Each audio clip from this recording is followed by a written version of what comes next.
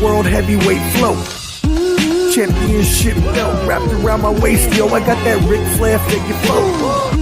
Slam you on the pavement, that's why they call me Street Pro. Create heat on beat flow. Like Jordan after the second time he three-peated, folks. Get ready, set, let's go.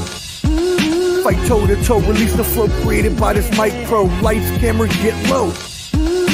Action pack, back to back. In fact, this monster will grow. Y'all better let him know. Man with the master plan, and you have no need to know. You came prepared, now get ready for the show.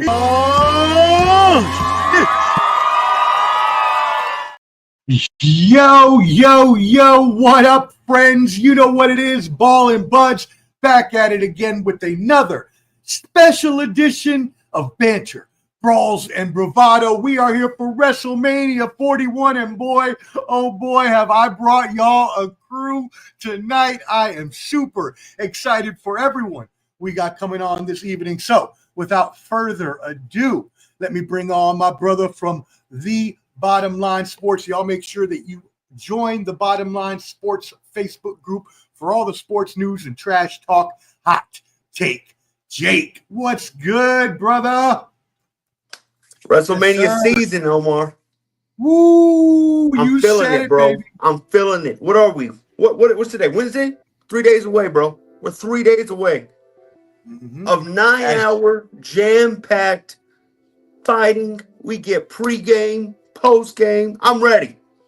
We're gonna see some champions crowned. Some new ones, I think.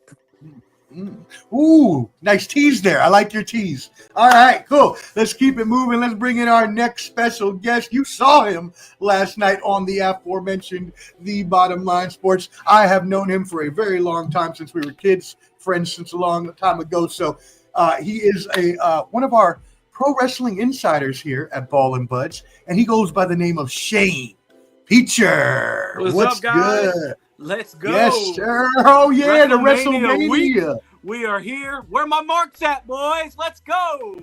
Ooh, right here. Right here, baby. I have a mark for that WWF shirt. That's what I'm a mark for. By the way, is that a Booker T-shirt, Jake? How dare you ever say that? Do not ever disrespect the GOAT of all time. I couldn't see. It was covered up. Who is that? Come on now. Rock. That's the man. The Rock looked a little more dark on your shirt than I remember him to be back in the early 2000s, so I don't know about that. Let me ask my brother from another who would know about the darkness and scale of things. My brother from I.O.W. Sports. He is, you know what? Shut up. And a frequent contributor here on Ball and Buds. It's my brother, Wild Card Mark. What up? Hey, Omar, wow for that. And yeah, that is a. I was about to say that's a dark rock, bro. I was like, hey, he did not get that from WWE shop. He got that. No.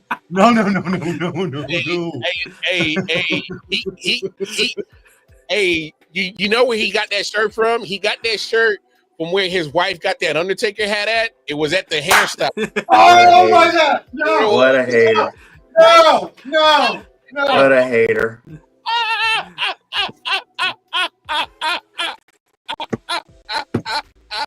He's out. He's done. We already got some Warzone, guys. Let's get going. We already got 3 count. Whatever. Warzone. Okay. Hey, you like that callback? Yeah.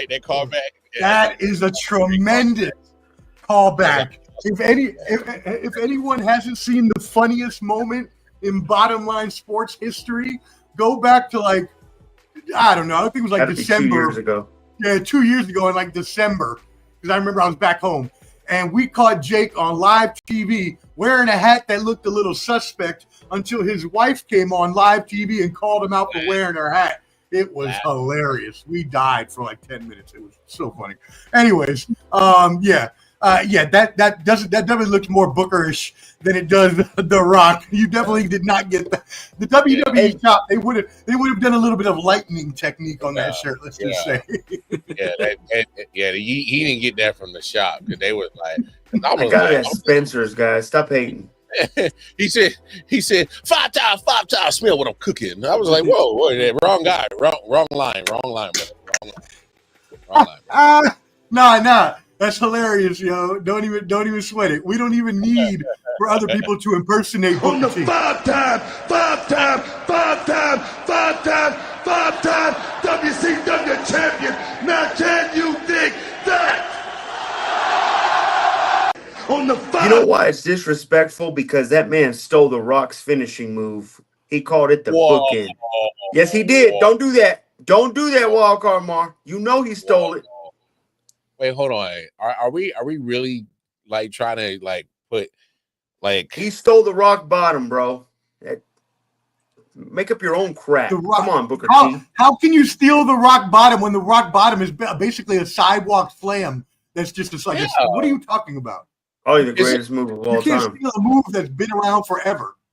It's a Uranagi. Like what? Like it's a transitional, like typical move you do in all matches, but only Rock can do it, right? Well, no, Yokozuna did it way before The Rock too. By the way. Thank you. Took it from his own family. Damn. But you know what, Jake? We ain't gonna hold you.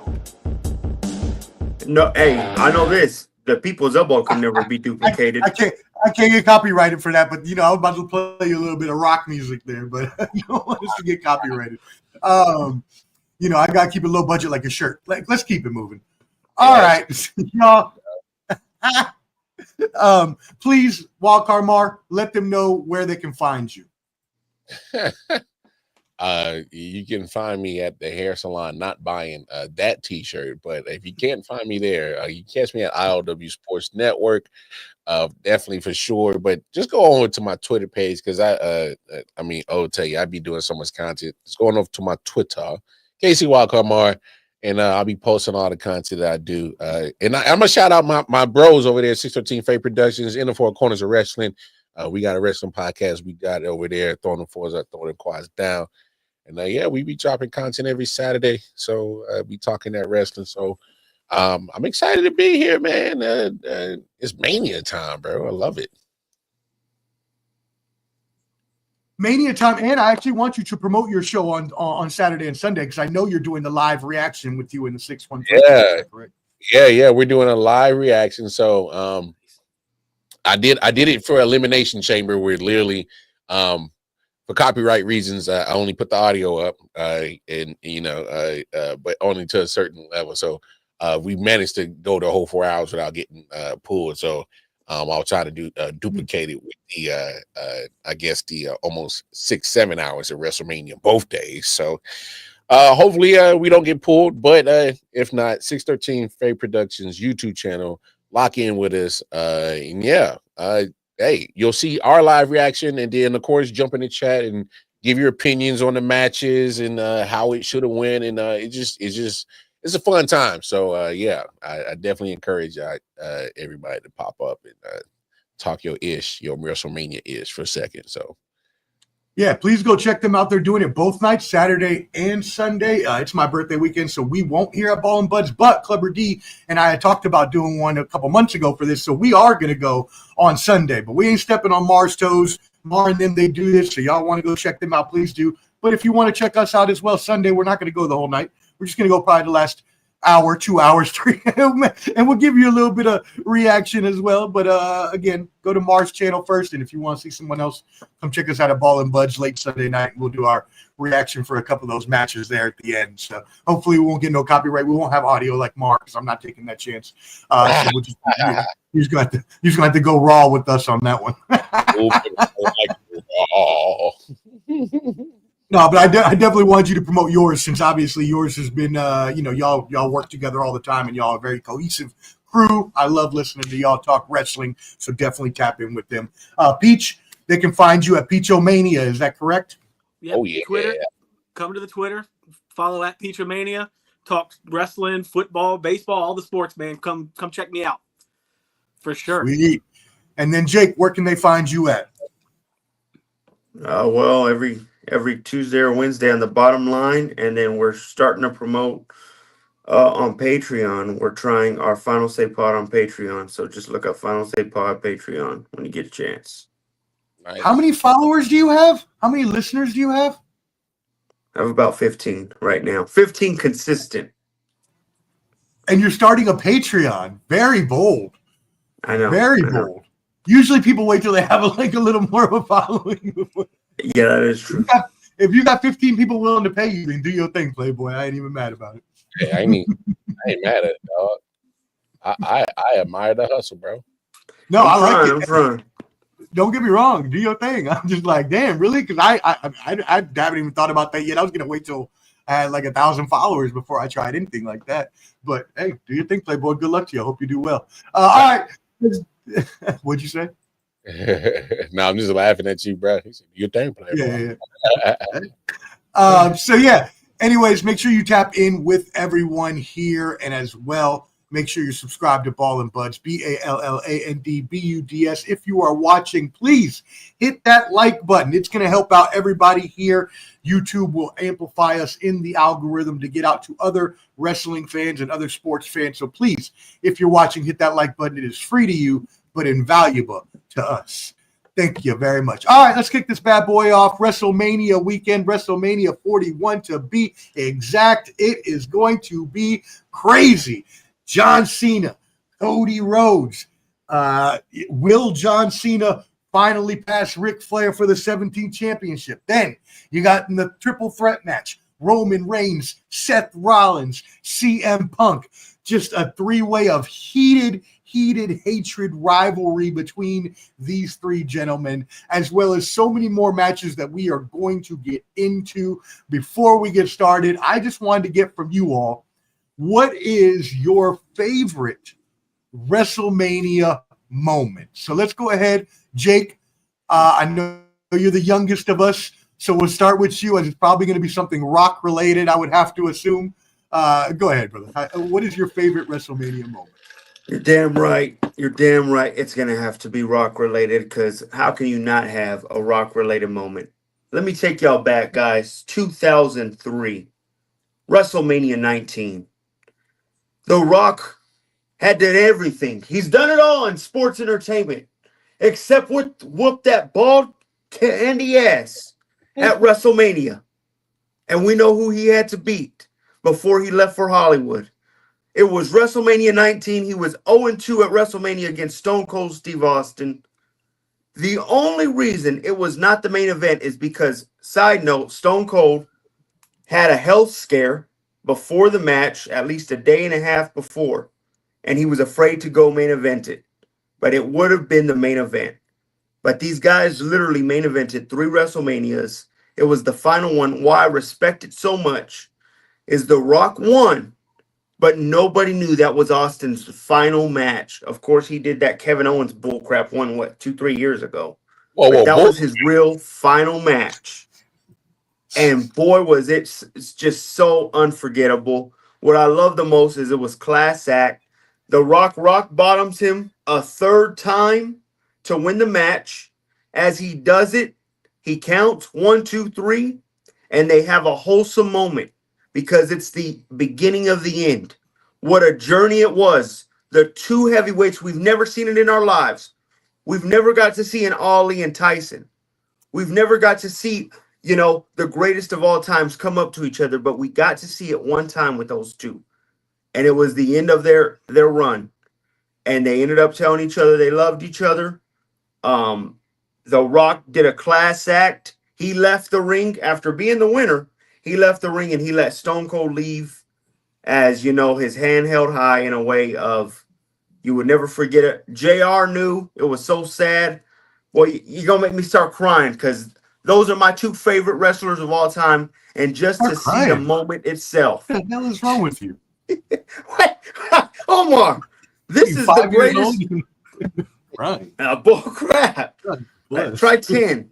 Sad day, man. But beautiful WrestleMania moment. Beautiful. The Rock Austin Part 3. The Rock finally prevails and does his thing. Beautiful moment. Right. Beautiful moment. Mar, you had a little bit of contention there on his Kevin Owens Steve Austin match a couple years ago, which was not much of a match, though, you must be honest, but you did scoff at that. Why? Yeah, I mean, it wasn't supposed to be a match. It was supposed to be just an entertainment. They kind of promoted it like a match. To be fair. If you're not there to wrestle, man, you shouldn't be wrestling. And Austin knew that. Hell, even Vince came out there to try to take a stunner. His ass kept falling down. I look, however you want to present it. The fact that Austin, after 15 plus years, just out of nowhere, just goes 20 plus minutes with a guy that's been going full time all year round. I mean, 20 minutes? Was it 20? Was it 20? No, it was a while. It was a bad was it 20? match. They ran it. Right. They ran it for a minute. He did it in them tight ass jean shorts too. I know. He didn't even do it in his. Thank you. He didn't even do it in his outfit that he wears for real, man. I mean, he had that damn shirt. That's the bottom line. You don't want to see your legends like that. It was like watching when Undertaker fought Roman in that WrestleMania. How bad he looked. Not even close, dog. Don't do that. Come on, man. That was bad too. Come on, don't do that. No, it wasn't. That Stone Cold actually moved surprisingly well in that match, a lot better than I thought it did. So I'm not gonna let y'all disrespect and slander the Rattlesnake for an actual solid performance that night. So watch your tones, you two. But favorite WrestleMania moment is personal for me because last year it was my actual first WrestleMania that I went to live. So that was just overall event. It'll go down. It's personal to me. It was the first, I guess, WrestleMania under the new regime. Quote unquote. It was a damn good, solid mania too. To be honest. So yeah, it'll go down as memories that I'll probably will never forget. Some damn good brotherhood moments. So yeah, man. Definitely, I had a great time last year out, and I'll never forget it. So just near and dear to me in that moment. But if we're talking about moments or matches, I gotta go WrestleMania 25. Shawn Michaels, Heartbreak Kid, Taker tore down the house. I mean, my guy Taker comes from the bottom as the devil, and then Shawn comes from the rafters as God, and it was like the perfect story. That match was fire, bro. Fire. One of my favorite matches for sure. That's awesome. Good. Yeah, no, I figured you would mention Philadelphia last year because I know how excited you were, and I was watching as you were posting your live reactions and on pictures and everything, and I was super happy for you that you got to experience that. So that's awesome. Peach, what is your favorite WrestleMania moment? Like Mar, my favorite WrestleMania moment is one I went to.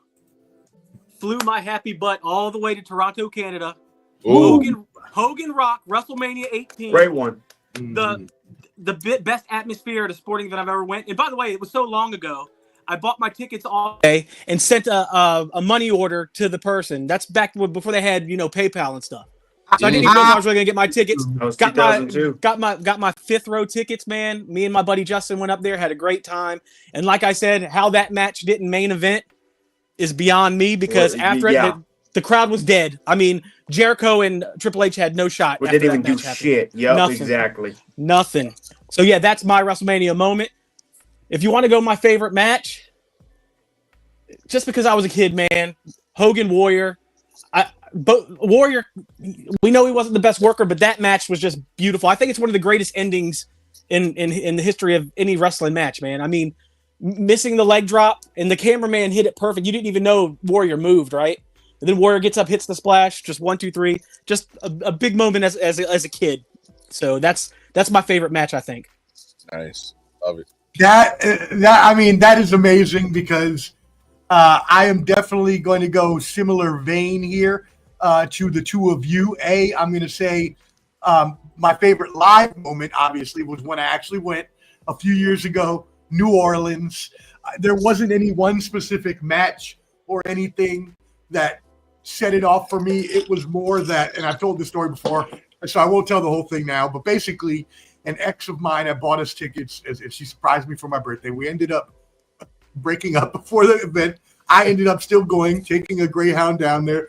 And instead of having to have two people, it was just me. So I snuck my happy butt down to the front, right by the 100 section, where there was barely anyone right by the ramp, and I basically sat there the whole WrestleMania, and no one bothered me until I got up like right before the main event, and then just went over to another 100 section and found an empty seat and just sat there the rest of the time. Nice. So just being able to sit that close when the seats were supposed to be nosebleeds is an epic achievable in itself, but also not having to tote along a woman who didn't respect me anyways and to get the free tickets. Let's go. I parlayed. I parlayed that like a motherfucker. And by the way, I also went the next year to WrestleMania 19, so I saw that Rock in Austin match live as well. So damn right. There you go. You're damn right. Nice, Peach. Good job. But I will say, other than the live moment, my favorite actual match that I've ever seen, I agree completely with Peach. You see my T-shirt, the Ultimate Warrior. Yes, Hulk Hogan was the one that brought the popularity to wrestling. Yes, Ric Flair is the best actual wrestler performer of all time, but the Ultimate Warrior was my favorite wrestler. And that wrestling match between him and Hulk Hogan when he took the title at WrestleMania 6, I will never forget that match. That was one of the most hyped up moments I've ever been in my whole entire life when my favorite wrestler beat the immortal Hulk Hogan. So, agreed with Peach there. All right, cool. Jake, don't you scoff at that. You probably weren't even born yet. Let's check out some comments here. Hey, Dirty Mojo. What up, brother? He said, what's good, fella? He's part of me and Peach's crew back home, so we appreciate you tuning in and all our brothers from the 703 boys. AP, Alan Perez tuning in. AP, shout out everybody at Let's Talk Sports. Y'all make sure you tap in with Let's Talk Sports, AP, and the rest of the crew. Hey, I got you, AP. Hold up, I got you. You disrespected me.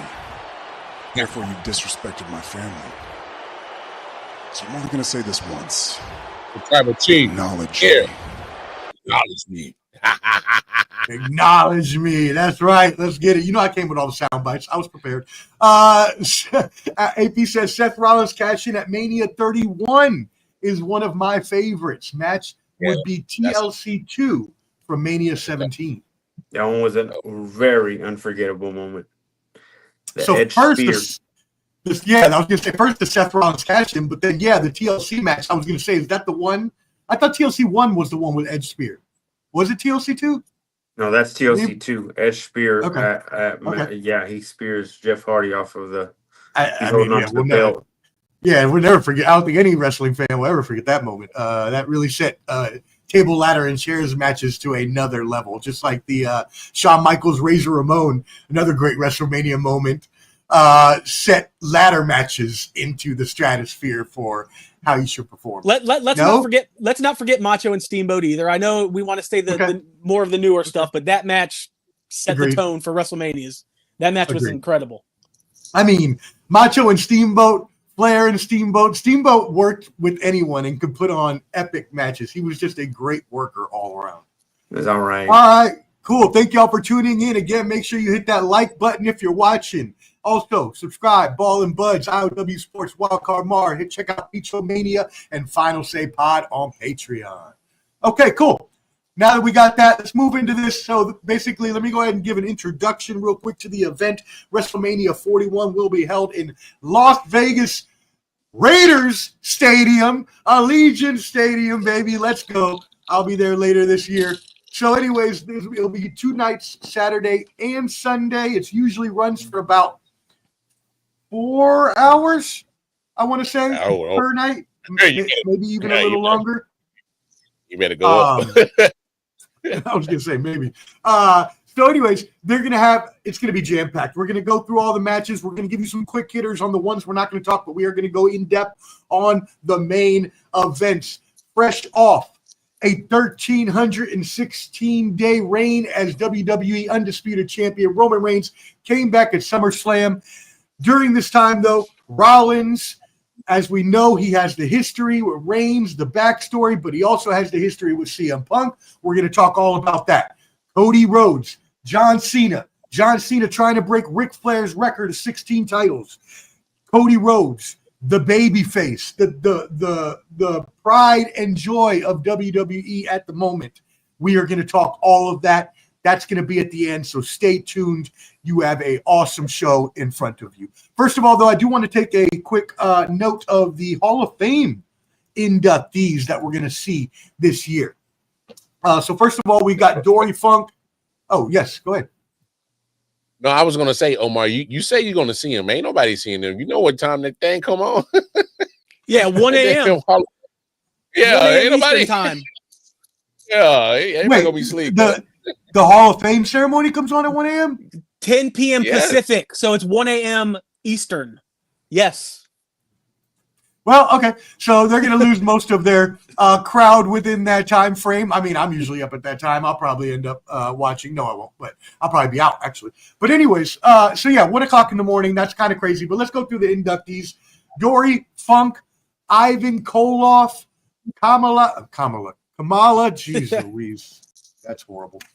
Kamala, Lex Luger, Undertaker's wife, Michelle McCool, The Natural Disasters, and this year's headliner, Paul Levesque, a.k.a. Triple H, a.k.a. the overlord of the WWE, now that Vince McMahon has been kicked to the curb. My friends, how do you feel about those Hall of Fame inductees this year? Anybody want? When the hell did Michelle McCool get deserving? This is when I get frustrated. When she married the Undertaker? When she married the Undertaker. That's exactly what it was. They're actually doing something that I do like, because what you did miss out on is they're starting to put matches. And I don't mind putting matches in there. I think they're doing the Bret Hart Stone Cold WrestleMania one. Yeah, I don't mind them doing that. I like that. I like that because now that takes some time, and you don't got to put these random ass people that don't damn deserve it. Michelle McCool didn't move a damn TV ever during her prime. I don't want to hear that. That was Trish and Lita's prime. That was not, I never went in there and said, "Damn, I'm ready to watch some Michelle McCool wrestle out." Come on, man, it's ridiculous. I mean, he's not. This is the first time that Jake is 100% right on everything. I've been right. Yes, I've been right, Omar. I agree. That was 100% so damn spot on, because when you was naming the names, I'm like, she sticks out. What the hell are you doing up there, woman? Well, I'm sorry, Michelle. Well, Petrie said it best. What did he say? She married who? She married up, bro. She married up. Come on, married man. up. Hey. She saw Undertaker get rid of that Sarah on his neck. She's like, that's what I was about to say. Hey, Mom. Yeah. But like I said, in the end, to kill some time, they should put matches in there. So you're not putting these random ass newbies that don't deserve it. Other than that, hey, Triple H is more than ever deserving of it. I'm shocked that he wasn't already in there. When I heard that he hadn't been in there, was crazy to me. He deserves it more than anything. The man. And the fact that people are mad that he's going in the Hall of Fame, I'm like, are you serious? Did we not watch the same guy's career? I mean, like, hello. You're gonna have some idiots if they're mad at that. What the hell? Like, okay, so here's the thing. Like, people are going to sit here and say whatever they want about, Triple H married into the success. I'm like, did we not watch this man's career? Like, I'm confused. I mean, this man is the game. He puts a different meaning to the word squirt when he comes out to his entrance, bro. I mean, this guy is iconic, bro. What are we talking about? I agree. Like, come on. Yeah. Now it's okay. Yeah, I will not disagree, but we must say that when he was not Triple H yet, when he was still Hunter Hearst Helmsley, and he started to actually date Stephanie, he got some advantages from Vince McMahon that led to him having a elevated position on the card, which allowed him to then, not saying he didn't capitalize. He got good during the Shawn Michaels Triple H era, though. He was good enough to be there, though. He was good enough to be there. Sure. I disagree with that. He's but he was jobbing out to the Warrior at WrestleMania 12 or whatever that was. I don't want to hear it. But Austin was the ringmaster. He didn't marry Stephanie, right? Like, it just happened. Okay, I got it. I'm just saying. Hold on. Here's why I disagree with that statement, because although Triple H, Hunter Hearst Helmsley, the gimmick really wasn't taken off yet, if you really talk about it, like, and they talk about it, the curtain call had already happened. He was actually looking to actually go into a good direction until the curtain call had happened. And like DX didn't happen until almost damn near almost a year, a couple of years later after the curtain call. So he's the one that had to deal with the curtain call mess up too. Remember? Yeah, he was supposed to win King of the Ring 96. King of the Ring, the famous one that Austin gets. I remember. And the Click got to leave. Remember? Nash and all left. Sean was champion. Vince said, "Hey, bro, you're shit out of luck. I got to punish somebody. You're the only guy I can." Thank you. So that's shortly after that. He married his daughter and then started to get some advantages. He's jumping stories, man. Just saying. Hey, I like Triple H. Right? I like Triple H. Okay. I like Triple H, man. I like Triple H the game. I do. I really do. And he is a Hall of Famer. No doubt he is. But just like Michelle McCool is not always or it's not always what you know. Sometimes it is who you know. Is all Triple H, in my opinion, is a top 5 bad guy all time. Are we kidding me? I mean, that's not true at all. But okay. What? A top 5 bad guy? Well, yes, in the company. Come on, I hated him during Evolution. You were hating on him bad. Remember, Rock and Austin were the baby faces. He was the only villain, the big time villain against them a lot. What are you doing, Omar? Come on. Okay. All right. Hold on. You didn't like Evolution? I'm saying he was a great bad guy during that time. He was very snotty, like very annoying. I give him credit where it's due. The Cerebral Assassin was one of the best heels in all of wrestling. I'm not saying he's not. I'm not saying he's not a great wrestler. I'm not saying he's not a great heel.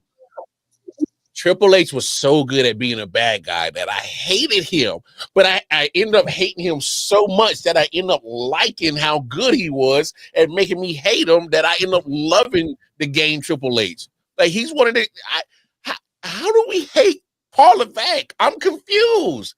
How does he get any hate at all? Like, I'm slightly confused. Look, and we got to remember, he was able to eat in the middle of Rock and Austin, bro. That's what I'm saying. Like, come on. He was the biggest bad guy at that time.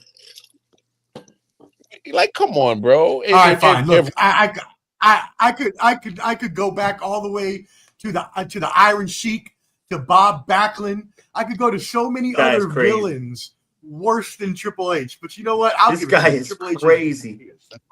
You really want to go there? That's fine. But I could take you back, and we could go through a lot of other villains. All right. Now, Vince McMahon, number one. That's my number Vince is up there automatically. I mean, he has to be, especially after that heel turn. After the time we're talking about, where he went Mega McMahon, ego maniacal McMahon. You know, I think the Bret Hart screw job really pushed him there. Oh yeah, no doubt. I don't disagree with that. That's crazy you say that, though. D. Clue comes in with some of his favorite matches. Bret Hart versus Piper for Clubber D, and also Bret Hart versus HBK. He's such an overrated wrestler. I never cared for the Bret Hart as much. You are ridiculous. Bret Hart. I'm just calling a spade, guys. Bret Hart may be one of he is top 5, probably top 3 technical wrestler of all time. He wasn't a good talker. Never, you got to make me feel it too. That's the thing.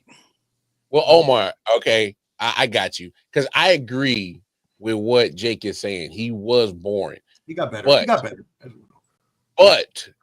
I equate it to this. He had like zero personality, or not enough for me, because I thought he was boring. But if you really look at his matches, he put on clinics, bro. So you can't knock his actual wrestling technique.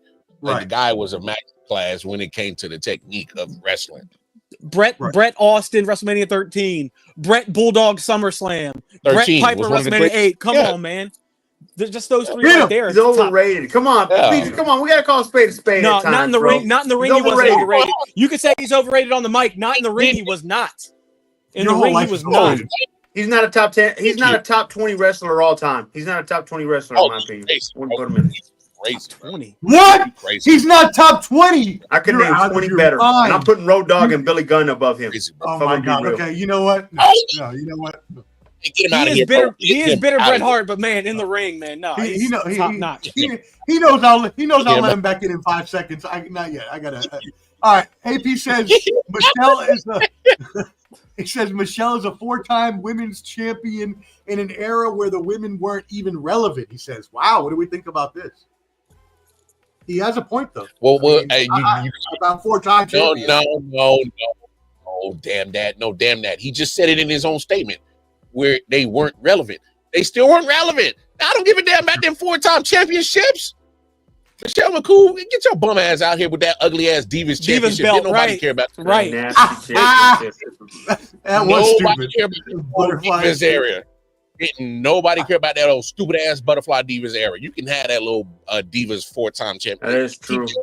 Keep that bull. It was not relevant. Nobody Wait, cared. so you don't like Mae Young? Is that what you're saying? You don't like Mae Young? What's going on now? No. First of all, Mae Young was more attitude era than that Divas crap.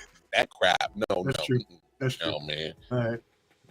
Well, Jake, I can't praise that era, bro. That whole women's era of wrestling was so trash, bro. I'm sorry.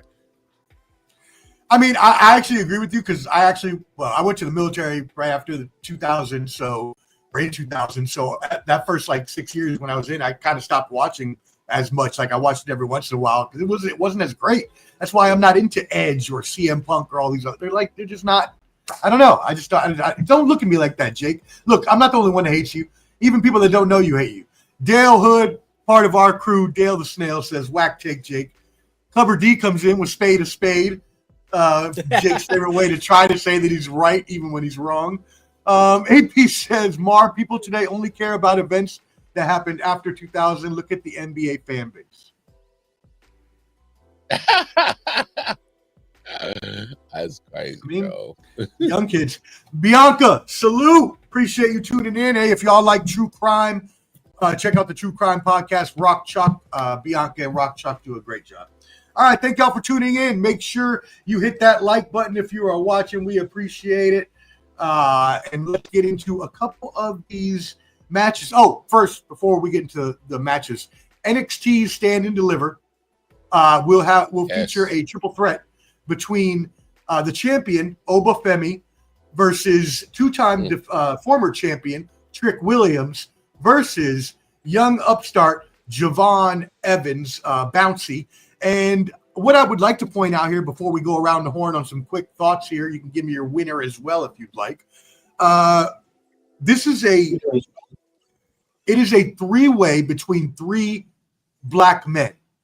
And in the age where AEW is already in controversy because they haven't been promoting the black athletes enough, although now they have the Hurt Business.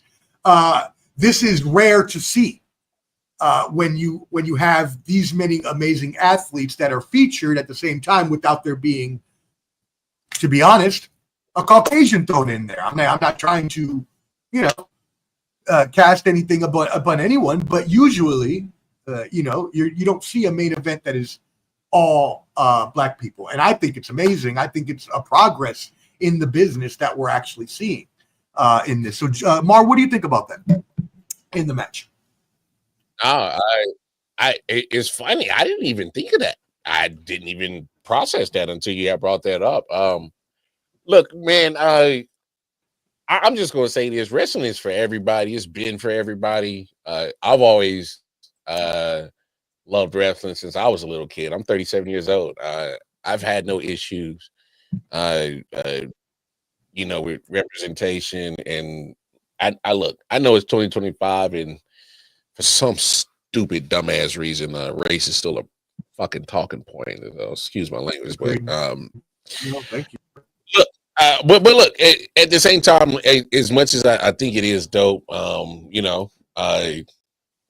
I just want to get to a point where we're just talking about Trick Williams, Javon Evans, and I.O.W. Femi. Mm-hmm. You know what I'm saying? And trust me, I get what you're saying, Omar, and bringing it up, but I just wanted to just have a conversation where we're just talking wrestling, you know. But no, it's dope. I'm definitely gonna rock with Obafemi. I love what he's been doing down in NXT. His dominant character being the Nigerian ruler, the ruler. Yeah, and I love Booker T, by the way. I love what he does. He helps with these characters because Trick Williams kind of took off with the, all right, that's Trick Willie. Oh yeah, man. That kind of helped build, characters down there, and that kind of helped Trick Williams take off. Yeah. Mm-hmm. Yeah, the way he's a dope Flavor Flav, and he helps hype some of those young cats up in NXT. So I've been loving NXT for the last couple of years. So I think it's gonna be a dope match. But hey, if Oba don't walk out in the champ, I'm riding. I don't know what's going on. On the five-time WCW champion. Can you dig that, sucker? I hope we can get to that point where that conversation does not have to be brought up, and it really didn't have to be, but I thought it was neat because AEW is going through the controversy of having, their fans saying that their black athletes don't get enough promotion, and so I hope it does get to the point where this is a normal thing where we can just talk about wrestling. But I did feel like it was something that needed to be pointed out, at the very least. So, Peach, what do you think? What is who you got winning this matchup? What do you think of this match? I got Oba winning, man. I'm a big fan. Those three guys definitely deserve to main event the big NXT show, man. They've been working their ass off all year long to get there. So I can't wait for them to do their thing and then jump to the big show. We'll see them at WrestleMania pretty soon, I'm sure. Oh, yeah, no doubt about it. I mean, Javon Evans may need a couple more years down in NXT, but Oba and Trick Williams are both ready for the big time. Jake, what do you think about this matchup?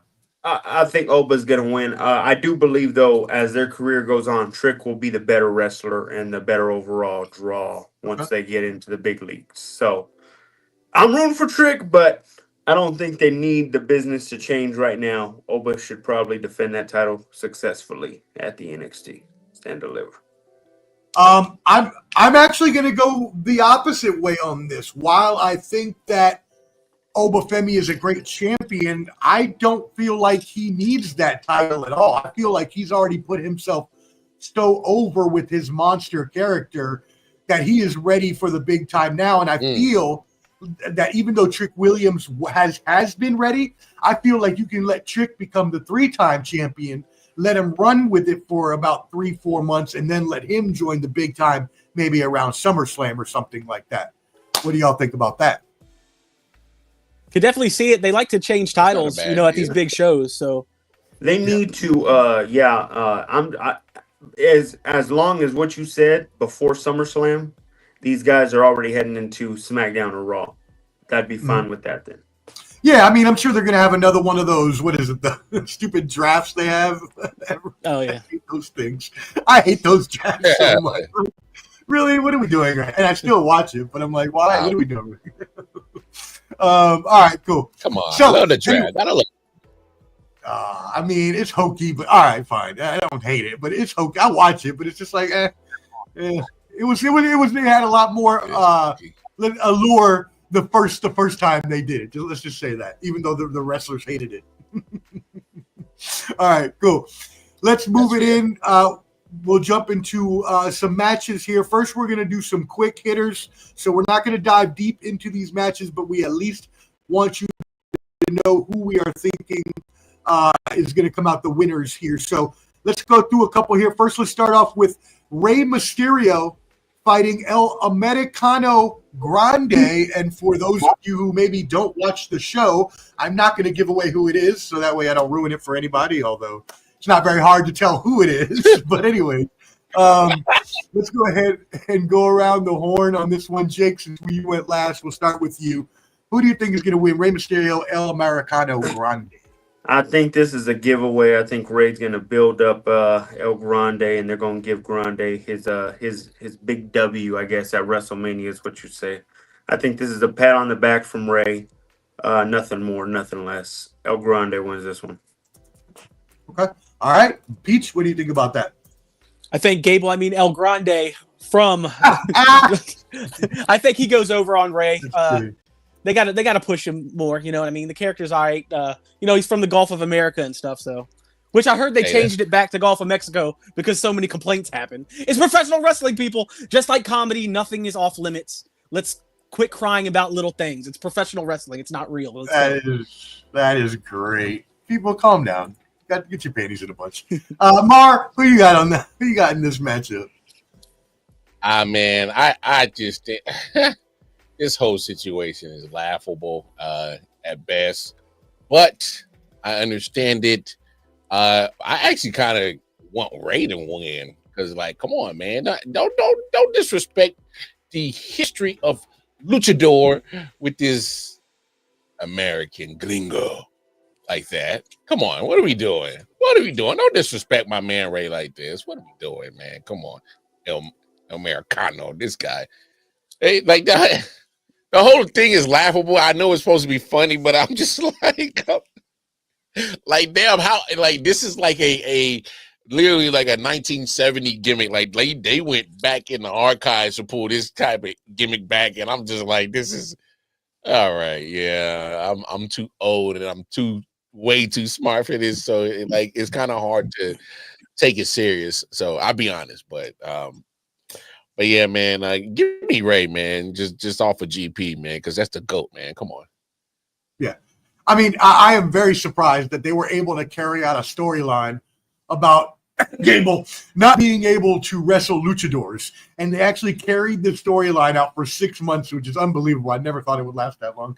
But it did, and we're here. I agree with Jake. I think that they're going to hold off on El Americano Grande getting his mask pulled yet, although I could see Ray winning and pulling it off here. I think that Ray gets, or I think that who won the first match? Ray won the first match, right? Yeah, so I think El Americano Grande goes over here, and then I think they'll have a third match, maybe that Backlash or something, where Rey Mysterio will beat him and then pull off the mask, and you'll find out. Although I would do it here. Mask versus mask, maybe. We'll see.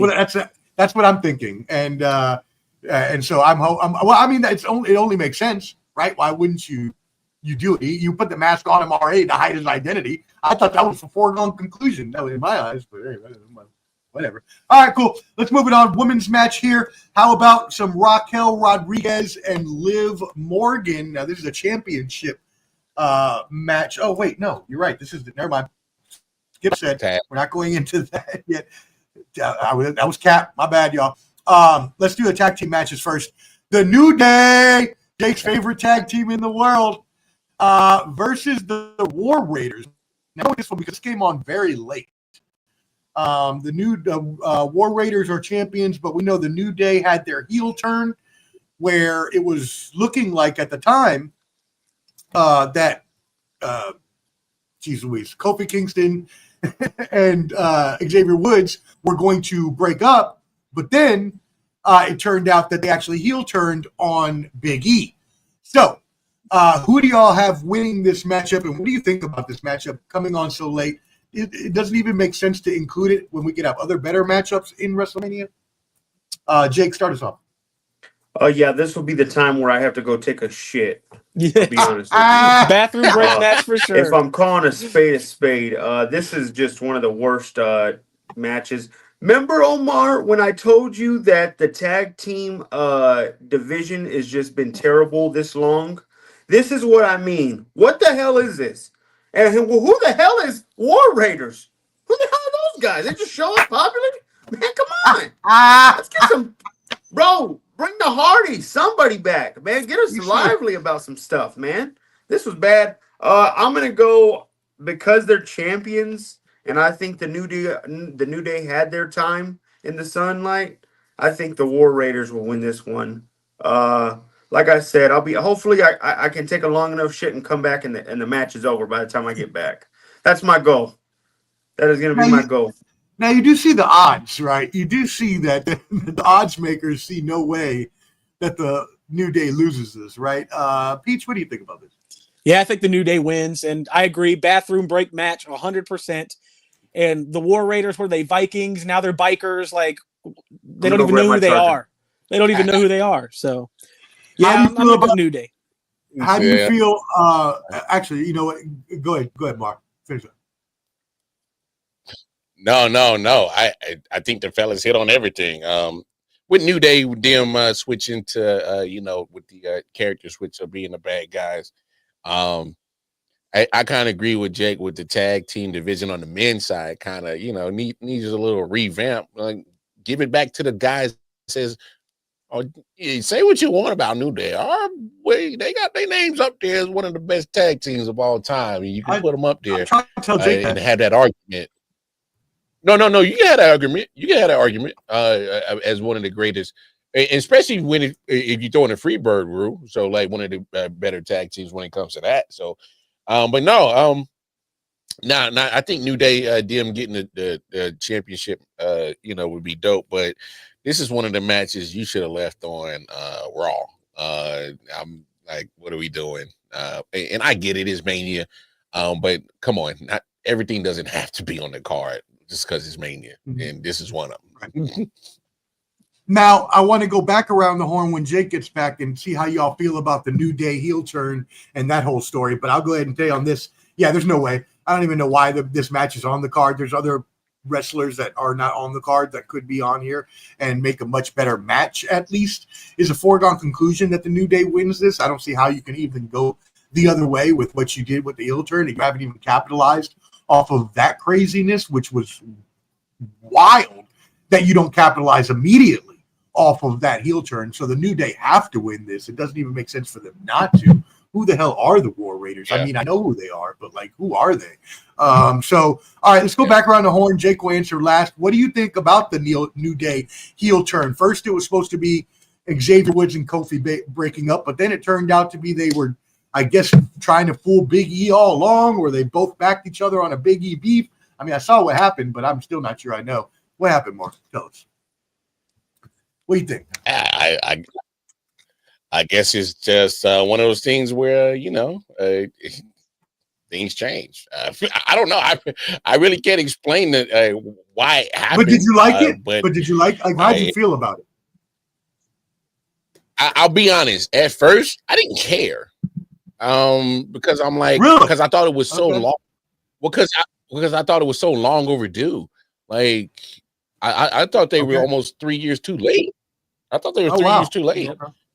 The moment that Big E couldn't return, you should have ended it. Because I think Big E is so yes, because I think he's so key. He's so key to how New Day turned out.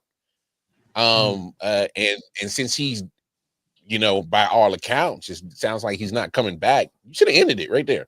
And they kept it going, and it just didn't. Well, I think they kept it going because at the time they were trying to push Big E as the champion, and he didn't have that great of a run, and then he broke his neck, and then they were like, all right, well, we're going with Kofi and Xavier as tag team, so why don't we just continue on that? You know what I mean? Peach, what do you think? I agree. It didn't move the needle for me. They should have did it. I agree. They should have did it a while ago. I think they were going to split them up and have a singles deal, but then they're like, those guys just don't work good as singles. You know what I mean? So they're like, we got to keep them. I think we got to keep them together. We'll just have them turn on Big E. He's not going to be able to do anything anyways. So I think that's the way they just did it. I think it just a quick turn. It meant nothing to me though, to be honest. I agree. Real quick, does anybody remember when Kofi was champion? I sure don't. Nobody else does either. That's messed up. Don't do that. Come on, man. I remember. These guys don't move anything, bro. It was messed up that they let Brock Lesnar kick his ass so fast. That's what was messed up. You're damn right. They should have. I'm glad they did. Let's get a comment here. Calvin Houston, shout out. Thank you for tuning in. We really appreciate it. Says, is there any way you guys can find out what WWE is doing with Austin Theory? Last I checked, he's in A-Town Down Under with Grayson Waller. Isn't that correct? Yeah, that's another guy that fell off the cliff. He fell off the cliff bad. Catering. In catering? Yes. Catering. Well, no, last I checked, I think they wrestled a match against, I don't remember who it was, but they got their butts whooped. It was like a couple of Raws ago. It was a tag team match, but they got their asses whooped. Well, Theory's Theory's number one fan is gone from the company now. So, I mean, but that's sad because they actually are Vince McMahon kind of prototypical wrestlers, like both of them. They're kind of the same kind of like stocky, fit, athletic kind of. And I thought that they would have really got more of a push than I would have thought Austin Theory would have kind of broke out a little, but he still hasn't. Right. Especially because down in Evolve. No, he sugar. Hey, fellas, did you not hear what he said? He said his sugar daddy is no longer in the company no more. All right. His butter is no longer. His bread is no longer getting buttered. All right. Cool. Yeah. So he's in A-Town Down Under, brother. That's where he is, or as Mar more astutely said, catering. All right. Cool. Let's move it in. More quick hitters here. Let's go to that women's matchup that I had gone to before because we might as well just get it out of the way now. It doesn't really matter. Raquel Rodriguez and Liv Morgan, the champions, versus Bayley and Lyra Valkyrie. Let's go ahead and start off with you, Mar, since you went last. Who do you have in this championship matchup?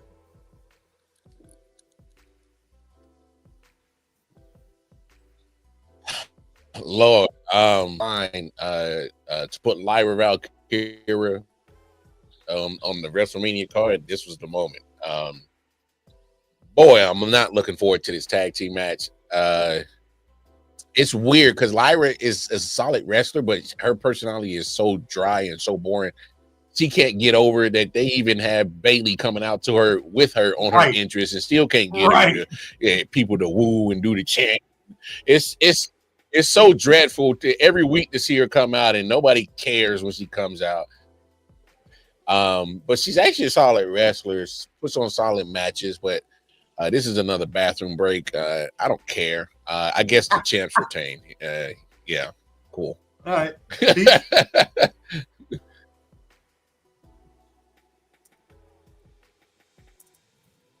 Peach? Liv and Raquel retain, bottom line. I agree. It's just another one of them snooze fest matches. They're kind of wasting Liv. I like Liv a lot. That's what I was about to say. That's what I was about to say. It's pissing me off. This is first off, I'm tired of seeing old ass Charlotte Flair, bum ass Charlotte Flair over there screaming around, thinking that she's the next Ric Flair. She's trash now. Girl got destroyed on the mic the other day, and you want to throw her around. Liv is in her prime. They're wasting Liv right now. Liv does not deserve this. Liv is. If you watch that Elimination Chamber, she stole the show with everything she was doing. So, hey, I think Liv. And you got the heat. You got the heat-seeking missile with her as well. I mean, yes! Dominic. I mean, he's got so much heat, and you're wasting her 100%. You're wasting her, man. She shouldn't be on this card right here. She should be in one of those main events. Hell, put that triple threat. I'd actually watch that damn Charlotte Flair one. Gosh, I ain't even trying to watch that shit. Yeah, this to me doesn't really do anything for me. It's not a great matchup. Liv and Raquel are fine. Raquel should be getting a better push. She's a monster for a woman. And the fact that that they had to bring Bayley for Lyra, like Mar said, just proves that she can't carry herself personality-wise, and she's going to struggle to go very far in this business. I see a falling out between the two and a rivalry where hopefully Bayley will be able to put her over in the future. But again, I don't think it's going to do anything for her in the long run. Raquel and Liv win this one. Cool. Moving on to the next one. Logan Paul versus AJ Styles. Logan Paul has now been with the WWE for a couple years now and caught on very, very quickly. He is a very good athlete, as proven during his high spots. But he's going against one of the best ever legend in the game. Been around for over 20 years, over 25 years, AJ Styles. What do we think here, Jake? Who do you think is going to win this matchup? This one, look, I think this would have been a better match if they made the storyline a lot better. I think this was kind of just mixed in at the end. Kind of it was, yeah. It's just thrown in together again. Like, what are we doing? And I hate to say this because I know WrestleMania always likes to tell you the next year's better than the last. This ain't nowhere near topping what happened last year. Frustrates me in a way. But right now, I'm going probably Logan Paul takes this I think he's got more to shine out of a WrestleMania win than AJ Styles. I think they'll actually do a good match, though. I do believe their styles, there will be a lot of high flying, a lot of moments that you might see them, jumping onto an announce table, something like that. I got Logan winning this one. All right, Peach. Hey, I think it's going to be a really good match just because of their styles. That new pulverizer move is pretty impressive. I'm going to say that. I'm glad he does that instead of just the frog splash now. Yes. That's really good. But I agree, man. They threw this match together. They didn't build it up. It seems like it's just like a great house show match, right? You get the card like, oh, they're wrestling each other tonight. There's nothing to build from. But I think it is going to be a good match, though. I do agree with that. Okay. And who'd you pick? Did I miss it? Logan Paul for the win. Okay, and you said Logan Paul too, right, Jake? Okay, Mark, you got it. I'm just gonna go off the bat. Come on, man, phenomenal. AJ Styles, come in. I get it. I love what Logan Paul is doing. But you don't need to beat a legend like this. Come on, bro. You can beat all these other guys, but you didn't beat Roman. All right, you didn't beat. Come on, now. We're not. And that's not going to disrespect AJ like this. That's where I'm sorry. I'm sorry. I can't have Logan Paul beat AJ Styles on WrestleMania. I can't have that. I'm not going to disrespect AJ Styles like this. Yeah, all right. I'm not either.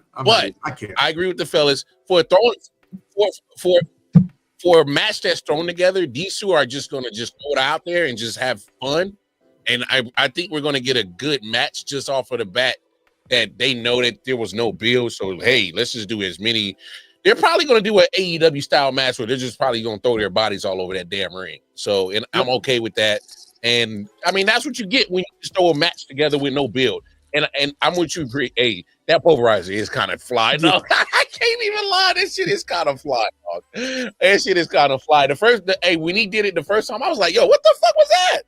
And then when he did it the last week and he held AJ and was like, hey, buddy. Ooh, I was like, that's cold, bro.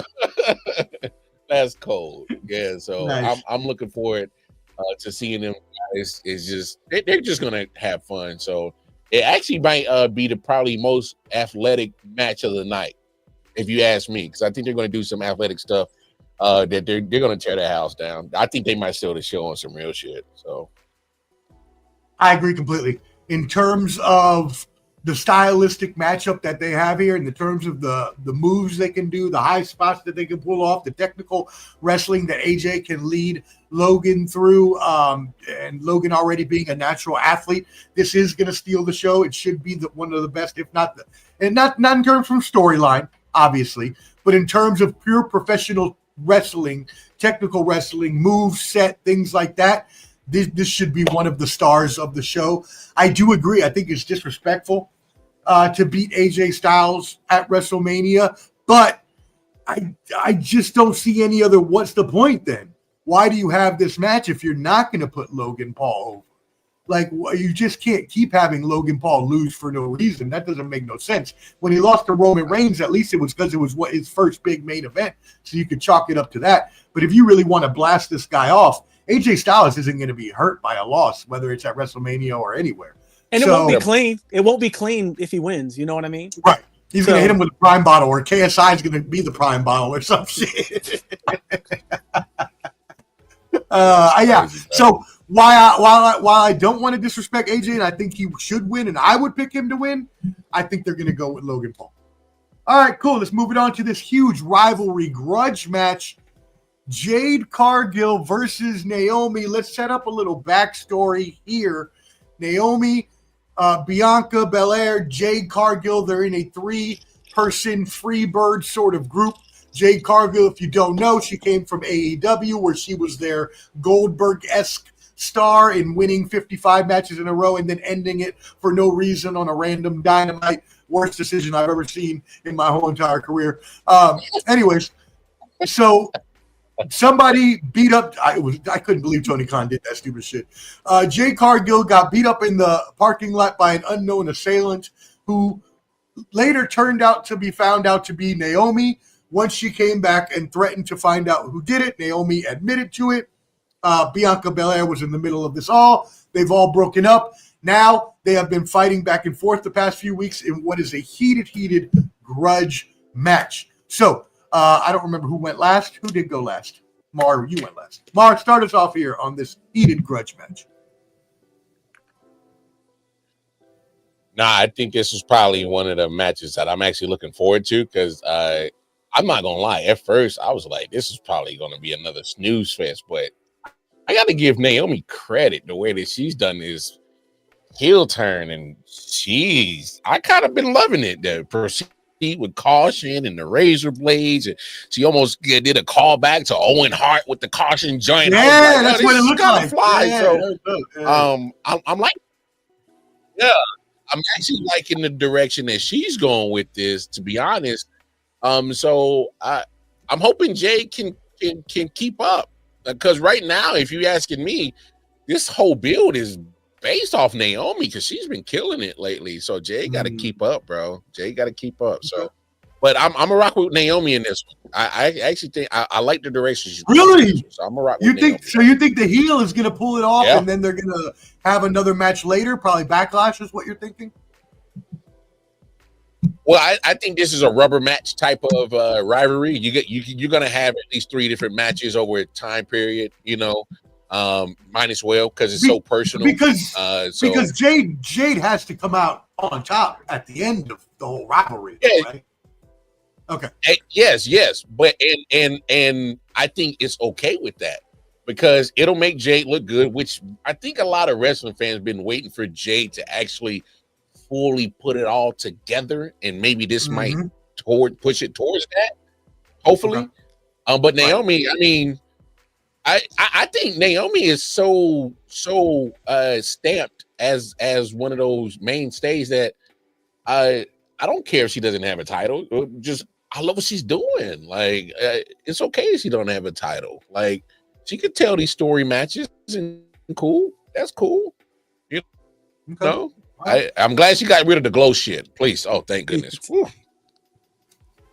The glow stuff made me pop for so long, but then after a while, it was like, all right, yeah, this is starting to give me epilepsy now. I don't know what's happening. Praying for all y'all out there. Peach, what do you think? I love the build-up. I do, and I agree. I love what Naomi is doing, but I feel that the Fed is behind Jade. And I have a feeling it's going to be a Goldberg-like squash match, surprisly. It's going to upset a lot of us. It's going to upset me. It better It's be. going to upset me, but I think that's what they're going to do. I really do. I think they're going to squash her. We'll see. Damn. All right, Jake, what do you think? I agree with him. Not only that, look, guys, great story. Bad person to do it with. Here's why. You've built me up for the past year and a half that Jade is this woman. I wanted a Goliath versus Goliath match against a Bianca Belair, something like that, because you got 2 heavyweights. Now you're trying to make sure and tell me that Naomi is the one that's able to take her down? Stop that. Slap in the face. I think it's a Goldberg match. Jade should practically mop up the floor with her within the good first 5-10 minutes. And it better happen that way. I want it to happen the way that Mar is saying. I would like Naomi to get her moment at WrestleMania in the win, but then obviously she's only there because of the Uso. You're putting Jade over it. No, not necessarily. I do think that Naomi has put in a good amount of work and time and loyalty to this company, including holding her husband down through his tribulations, that I think she deserves something like a title like this. They give Natalia, if we're going to go off of loyalty, like give Natalia a WrestleMania. I mean, I think Natalia should have her WrestleMania moment too. But anyways, I agree with. Don't do that. Don't do that. What happened? Don't do that. Oh, him talking about Natalia? Don't do that. And Natty, call a spade a spade. Yeah, she's exactly where she's supposed to be. Oh no, Natalia is exactly where she's supposed to be. All right. She actually is a better Bret Hart if we really be calling a spade. Oh, don't do that. No. Don't she do had that. a better talk. Get him out of here. Get him. No, you're on time out. All right. Get him out. So, anyways, I agree. I agree with Peach and Jake. I don't want this to happen, but I do think that I don't think they're going to do the whole 3 rubber match thing. I think they're just going to have her come in, kick her ass, and that's it, and it'd be over with, and then they go their separate ways. But that's not what I want. I want what Mar said. That's what I want. I love the rubber matches. I love dragging storylines out, especially if you put this much thought into it, and you went back 9 months of Jay and then her being out for all this time when she could have been wrestling people, but you have her fake out, before a storyline. You've got to carry that out for a distance. I agree. It should have been Bianca though, man. And I hope we find out that Bianca is behind the whole thing eventually. That could be it too. That's the most hilarious part. Please. I thought it was Bianca the whole time because I thought in real life I heard that Bianca and Jade were butting heads behind the scenes. So I thought they were going to work that into the angle and work that into the storyline. But I don't know. Maybe we haven't seen the end of this yet. We'll see. All right. Another heated rivalry here featuring my Boricua brethren, Wepa, Damian Priest, baby. Let's go, my brother. I need to get an interview with Damian and shout out at Francis, see if he can get me that hookup. But anyways, Damian Priest versus Drew McIntyre. Drew McIntyre, obviously the heavy favorite in this matchup. Drew McIntyre has been on a rampage trying to fight anybody that he could get his hands on the past few months. So let's go back around the horn. How do we feel about this matchup, and who is your winner? Jake, go ahead and hit us off. I think the same way I felt about what they were doing to Liv, they're doing to Drew McIntyre. I believe right now, Drew McIntyre is a hill of heels, and the fact that he's not nowhere near bigger than this, first off, sorry, Damian Priest, you're not moving a damn nothing ever since you left Judgment Day. I've never once walked in and said, damn, I want to watch some Damian Priest today. What are you talking about? He's great. Undertaker. I don't want to hear crap. Wow. As I was calling a spade. Drew McIntyre should and will win this. It's time to get great. It's time to get goated. Drew McIntyre needs a better story, Triple H. Come on, man. He's your best heel, in my opinion. He's up there. Let's get him moving. Because this Damian Priest one's a slap in the face to him. I got Drew McIntyre winning this. Wow. Damn, Jake. Is that how you really feel? I'm going to take your little Mexican friend with me. I'm going to kill him. I'm not a fan of him, bro. Cuban. I'm not a fan of Damian Priest. Cuban B. I'm going to take when they gave him that title last year, it made no sense to me. None. Okay. I mean, you do have a point there that a lot of people were not necessarily moved by the run that he had, moved by the cash in that he had, the Money in the Bank.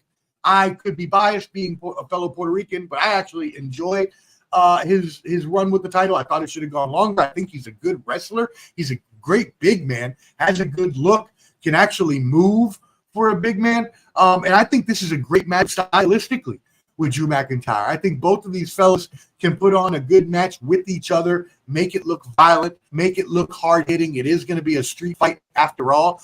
And while I do not want to go against my what happened? There he is. And while you're good. And while I do not want to go against my Puerto Rican brother, I have no choice to, because I don't think there's any way you can let Drew McIntyre lose this matchup, because again, what Jake is kind of saying holds some value here.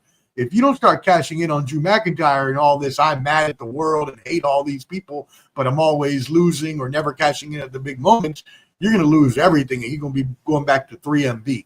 So, Peach, what do you think? Oh, man, I agree. Drew McIntyre deserves much better than this. And Drew McIntyre is a guy that in the past I couldn't stand. He's one of them wrestlers like DDP. When he first came in, I couldn't stand him. End up turning out to be great. Drew McIntyre is that kind of guy. He cuts hellacious promos. He's a great heel. Why you're wasting him on Damian Priest is beyond me. He should probably make that triple threat match a 4-way, to be honest. He should be in that Punk Roman match. He should be. Ooh. I mean, they built it up. Think about it last year, Peach. There were times where CM Punk was the favorite, and you couldn't stand but laugh off of a Drew McIntyre promo, just trolling the hell out of CM Punk with his broken arm. Man, the boy was just, man, every time he was getting you with those promos. He was making you want him more. Come on, man. The hell are you Making him fight this loser. Wow. You don't have to call him a loser. You don't even know the guy. Mark, what do you think about this? Stupid Jake. Oh, I mean, I do like Damian Priest, but there are times where I think not again. You two go slander? Oh my God, what are we doing here? This is not being slander. We got to be honest. Come on, we got to have true conversations. I like the look of Damian Priest. You bring up great points. He has what it takes to be something great, but the run was mid at best last year as a champion. It was mid at best. I mean, the other fella said it spot on. Drew's been killing it. I don't know how he's relegated to this match. He's damn like his troll game on the internet is top tier. He adds it to his promos. It adds to his character. He's one of the best bad guys in the game right now. He's also a damn good wrestler. That Claymore out of nowhere, I love it. Come on, man. We really doing this to Drew, and he better win. If he don't, if I was him, I would ask for my release and get the hell out of there, because obviously they just don't give a damn about you, bro, because that's crazy.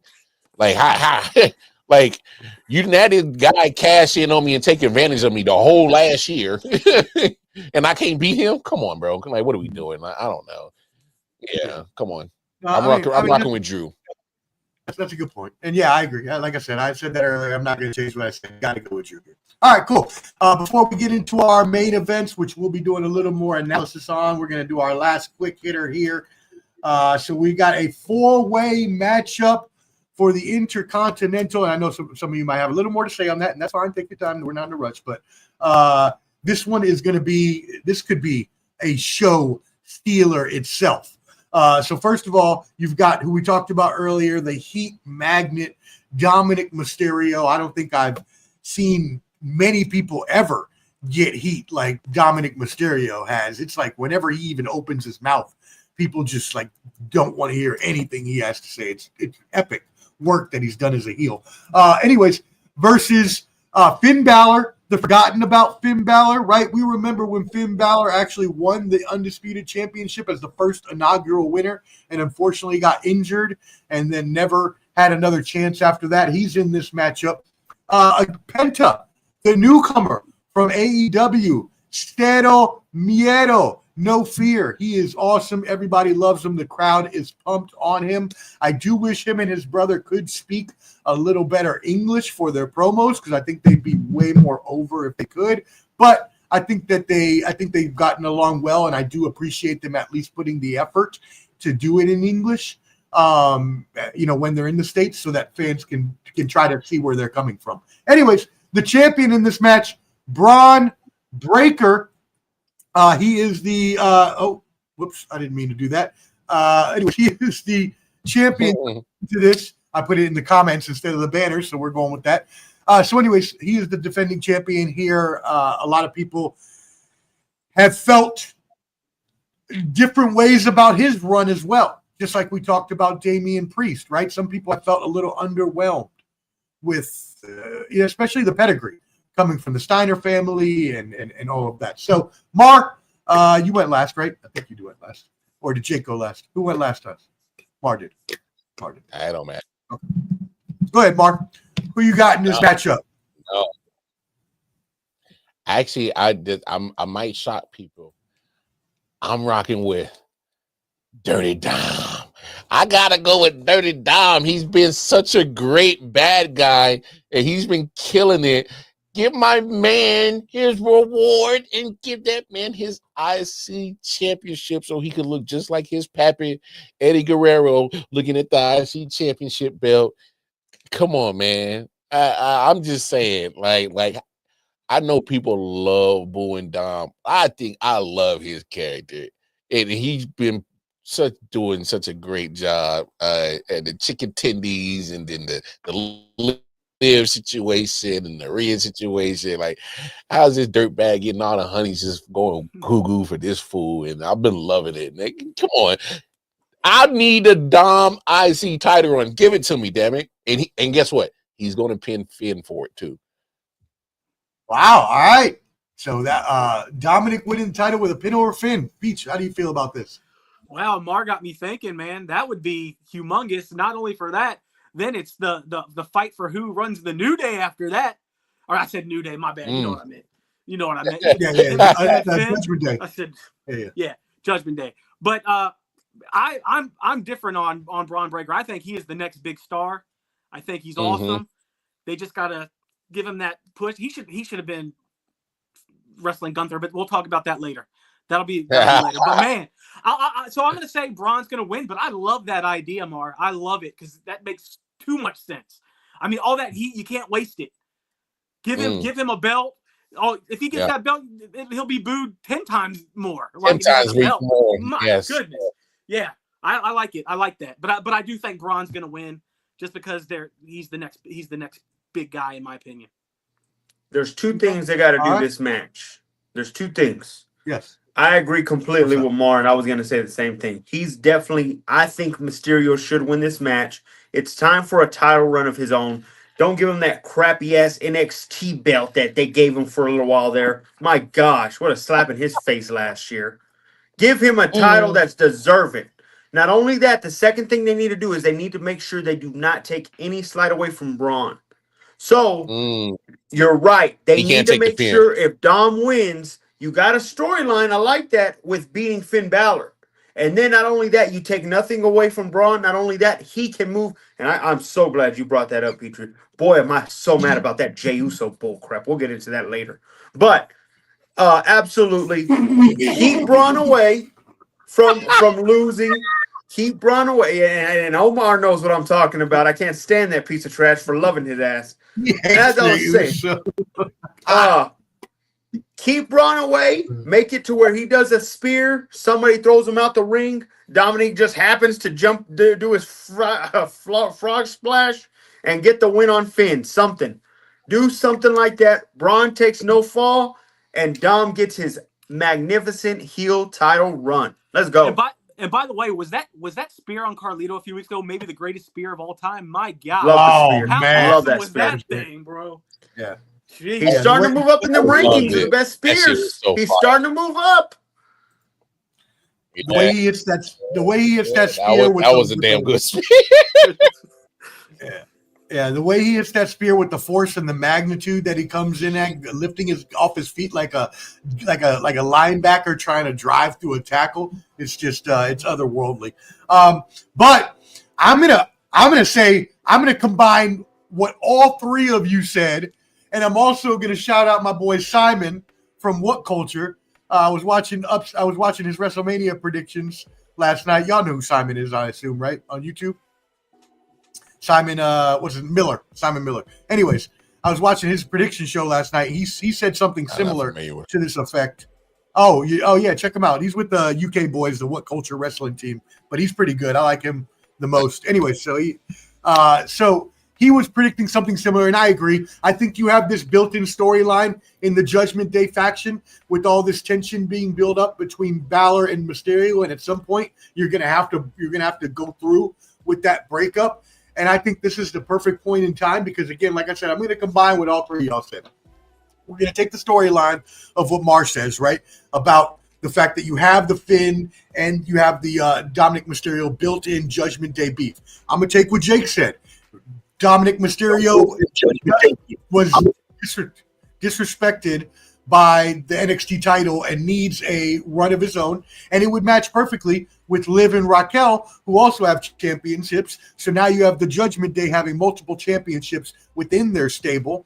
And then on top of it, if you do have Dominic pin Finn, that not only does that add to the beef, like Pete said, but also you save Penta and Braun both from having to take the pin. So you save face for your newcomer who doesn't have to lose anything out of this, especially because he can perform all his high-flying moves to stand out. And you can let Braun Breaker not take anything for this loss as well, but also move him now up into the World Heavyweight Championship scene. Yeah, I like it. I'm going with Dominic as well. So I think, oh wow, our first quadfecta, we all going with Dominic Mysterio. Oh no, that's right. Peach is going with Braun Breaker. That's right. Never mind. I like the idea though, and I hope it happens. I hope Dominic wins though. All right, cool. There you go. All right, cool. Well, I do have. We are going to get into the main event here. Let me go ahead and bring up this image that I have created for us. I actually cropped it to just feature the main ones. Boom. All right, cool. So this will show you who we got here on this card. Let me go ahead and get that banner down. And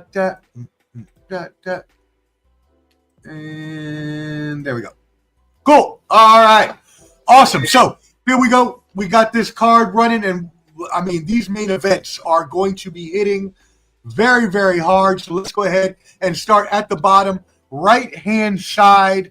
Jacob Fatu, also a newcomer, but has been on a tear since he came to WWE and is a monster that goes by the Samoan Werewolf. He is going up against LA Knight. This will be for the United States Championship. LA Knight beat Shinsuke Nakamura for the belt a couple of weeks ago, and now we see this matchup coming into fruition. So, Jake, we can start with you since you went last. Who do you have winning this U.S. Championship matchup? I think, look, man, I know LA Knight was on a high at one point in time, but I think it's Fatu's time, man. I think he has what's shocker to me is this was supposed to be the year of Solo coming out, but Jacob Fatu has outshined him. Hey, remember, if you talk about at post WrestleMania, they gave the reins to Solo, and Jacob Fatu took it and said, "No, man, here, I'll take it." And he has gone with it like no other. I got Jacob Fatu winning this one. Hey, man, sorry, LA Knight. It ain't your time. LA Knight, no, buddy. You're falling down that day. And it's the rise of the bloodline once again. They're slowly coming back. Can't wait. Jacob Fatu destroys them, too. All right. Peach, what do you think? Jacob Fatu all day. He's been one of the hottest guys in the entire company. You know, we talked about, Mysterio having all the heat. He's getting all the praise, man. The crowd loves him. And they're gonna turn him face, and he's gonna be the next champ, U.S. champ, all day long. Yeah, I mean, I agree. He's so hot right now. It's crazy. Mar, what do you think? Man, I'm one of the biggest Fatu fans out there. Love Jacob Fatu. I mean, even when he do the boogeyman little shake him, little shake him, like, come on, man, I love it. Unfortunately, Solo's going to cost him that championship. I hate to say it. Solo's going to cost him that championship. Okay. All right. I like that. But I hope it goes down like that because I want Jacob to be unleashed. And I think if Solo costs him a championship, I think it'll help tap into another level of the Samoan Werewolf that we will ever see from Jacob. And I think it takes him to the next stratosphere. Because we talk about like guys that I think are going to be next. Jacob's one of them guys. He's next, man. He's going to be one of those guys. Damn, Mar, all your arguments tonight are so convincing for what they should be doing. I'm like, damn, that sounds perfect. I'm coming in like. Go ahead, Peach. It makes sense 100% too. I agree. I didn't even think about the Solo aspect of it. And they've already been kind of like secretly beefing, right? But nothing has boiled over yet. So WrestleMania is when it boils over. So he's probably right. He got it in my head. I changed my pick. He's going to lose because of Solo. I agree. I agree. And Solo doesn't have a match. You know what? Yes. I agree. I agree too. Yeah, Solo's not in there for a reason. He's got some work to do at some point. I was going to go with a Jacob Fatu ass whooping here to make him the face of because he is the future world champion. No doubt about it. He is. And you know why I think Solo's going to cost him? Because I think they were trying to throw us off on SmackDown last week and try to make it seem like, Solo's going to be that quote-unquote mystery opponent for Randy. And I don't think it's going down like that. And so I'm like, I don't know. People say Aleister Black. That's another match that just doesn't make sense just thrown together like that. I was thinking Nick Aldis just because of the he keeps taking these RKOs. Nick Aldis at some point like, hey man, I am a former NWA heavyweight champion. You don't keep RKOing me, motherfucker. You know what I'm saying? So, I don't know about that situation, but I think just with this situation, Solo has to get part of this because we need that Solo in Fatu rivalry. I need it. Yeah, I do think you're right, though. That would like boost him up because then he could use that in his character to be like that much more angry than he is now to go on a rampage and, go to the world champ. Yeah. Okay. Yeah. I like it. Yeah. I'm going with it. We're doing that. I like that. I like that angle better. Cool. All right. Let's go on to the next one. And yes, we're not going to piss off Jake just yet. Not yet. Let's go to that triple threat ladies match right above the Jacob Fatu LA night here. We've got Bianca Belair, we've got Io Sky, we've got Rhea Ripley. But one thing is that Rhea Ripley was never actually intended to be in this matchup, as we know. She was at the signing and signed her name on a contract that she was not even involved in.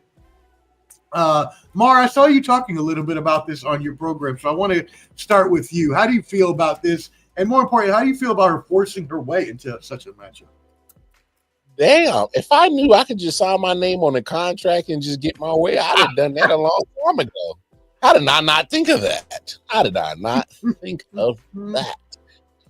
Look, they could have found such a more creative, more logical way to put these three ladies in the match, and none of it makes zero sense. Look, at this point, just say, hey, we're just going to put you three women in the match. Just say it, all right? Because the way I went about it was crazy. It made no sense, no logic to it whatsoever. But luckily, because these three ladies are fantastic at wrestling, that they'll find a way to surpass the illogical reasoning for even having in this match. But they'll put on an athletic spectacle like these three do. But I actually think Io should walk out with the champ. You can't come on. Yeah, all right. Look, I get it. Not a lot of some guys aren't into the Japanese women and they get lost with the language barrier and all that and character work. I don't care. I just think Io is just phenomenal in the ring that you just put her in there. So at least have some respect for Shorty. She's just getting, this is 2 WrestleManias. She's walking in as the champ. Like,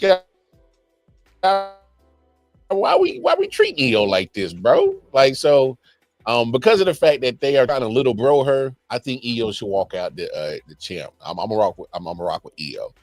I mean, well, some people would say that her title reign has been underwhelming, as well as we talked about some of the other people's title reigns on this program. So you could technically say that. Hey, Peach, put on your camera just a little bit, buddy, so we see a little bit of your ceiling. There you go. Cool. All right, Peach, what do you think about this matchup?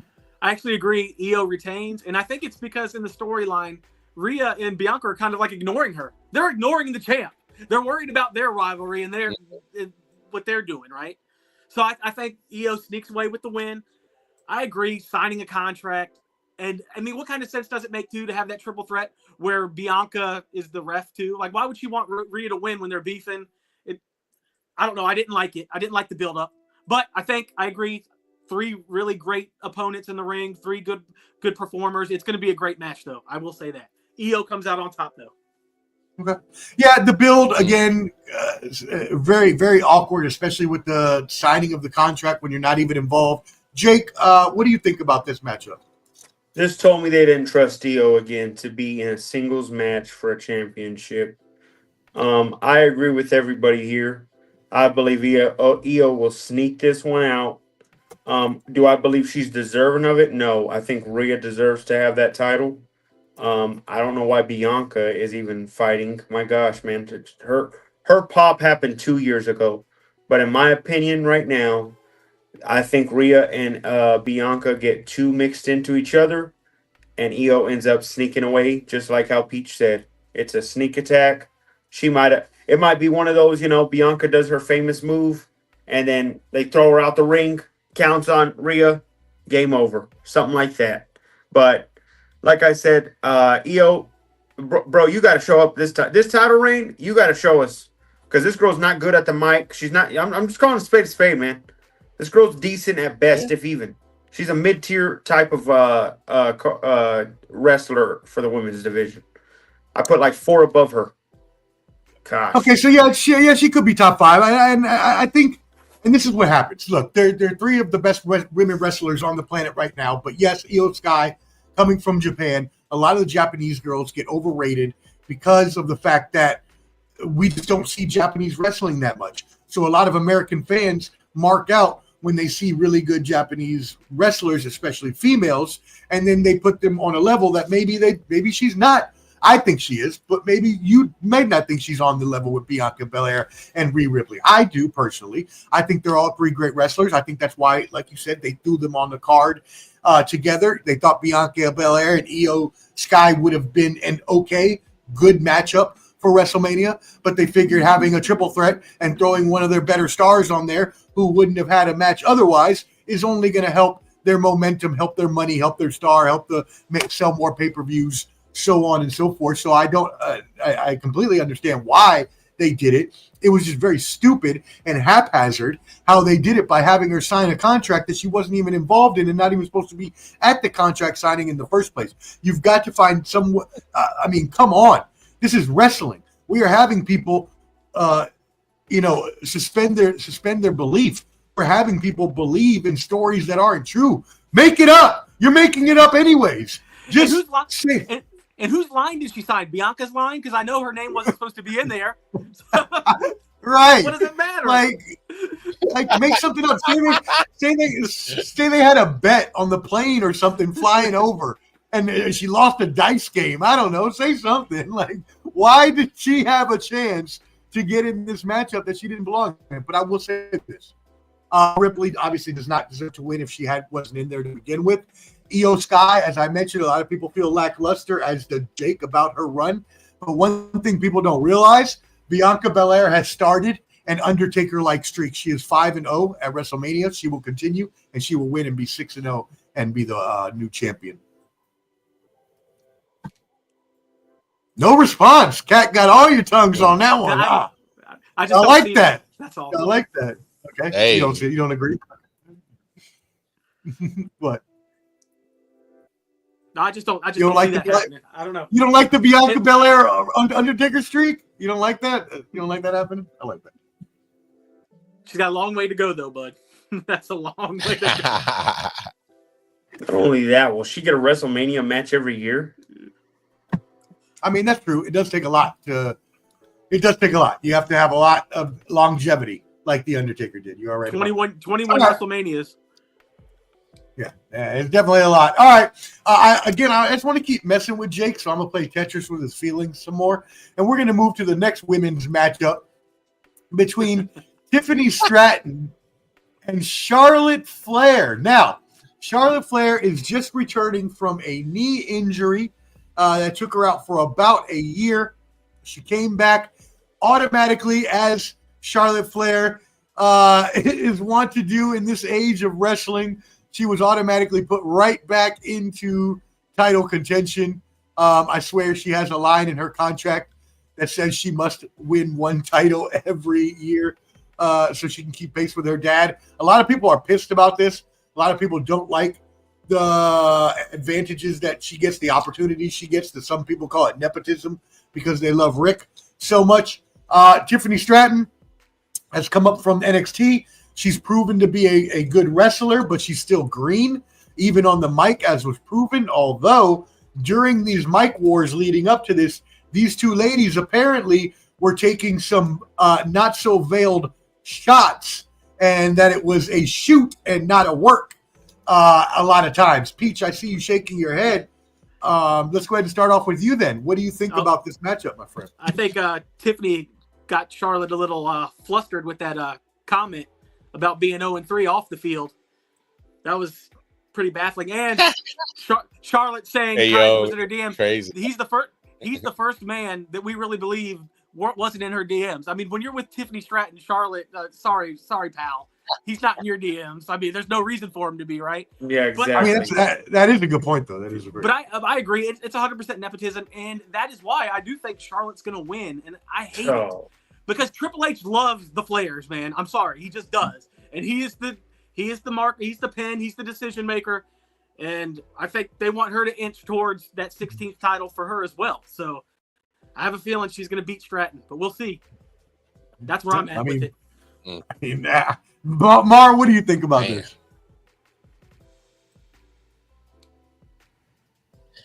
I hate the fact that Charlotte's in this position.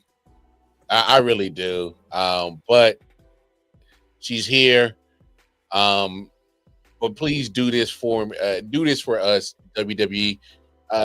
Let Tiffany still win. All right. Charlotte, what is Charlotte? I get her reasoning for picking and you won the Rumble, but I don't know. I just, for me, Charlotte is at this point in her career where I think you should be concentrating on making the divisions, the women's divisions, one of the best, so that when you go back and have another title run, it looks so much badass when you defeat all these great women again, because they're going to let you get it. And we know this. What I'm saying is if you build up the women's division and you knock down Bianca, Rhea, and throw some other names in there, and everybody's built up to be at your level, I think that carries more weight. But what the hell do I know? But I would like to see Tiffany win it. So build the young crop up. Build them up.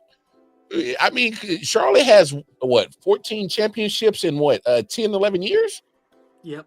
That's a crazy number. Nobody's thought about this, how fast she's gotten these championship reigns? Nobody? Okay. I mean, I'm okay on another Charlotte championship run. I'm okay. You've seen enough. And it's such a short amount of period of time. I'm okay. Help. Come on, man. Help get your ladies. Yeah, you're right, Mar. You're right. And it's so, I can tell when WWE is force feeding me some bull crap. And boy, they force feeding me Charlotte Flair. I don't want to see this. I don't even. She don't even deserve this match. This should be Liv's match, something like that. My gosh, man, to slap in the damn face. Charlotte has done nothing in a past year and a half. She's been hurt, hobbled. This girl's not even a top 5 all-time women's wrestler. Get out of here with that crap, man. They're forcing this girl on her. No, I'm being real. I'm not putting her over Trish. I'm not putting her over Lita. Yeah, I don't even think she's the best of her generation. She's not beaten. I'd take Becky over her. I'm just being real. Come on, man. And she's lucky that Sasha Banks left, because if she was still there, I'd put her over her. My gosh. So I hope Tiffany wins. I hope it's Tiffy time. But for some damn reason, Triple H has always had Ric Flair like his damn father and practically gave him every damn thing he wanted. And if his daughter wants to get a damn championship win, they're going to give it to her. To slap in the damn face. Yeah, I don't know why y'all are so upset like you don't know who we're talking about. We're talking about Charlotte Flair, who pretty much controls her own destiny. Her dad, as everybody has said, has a really good relationship with the people that run the company and is one of the best wrestlers of all time anyways.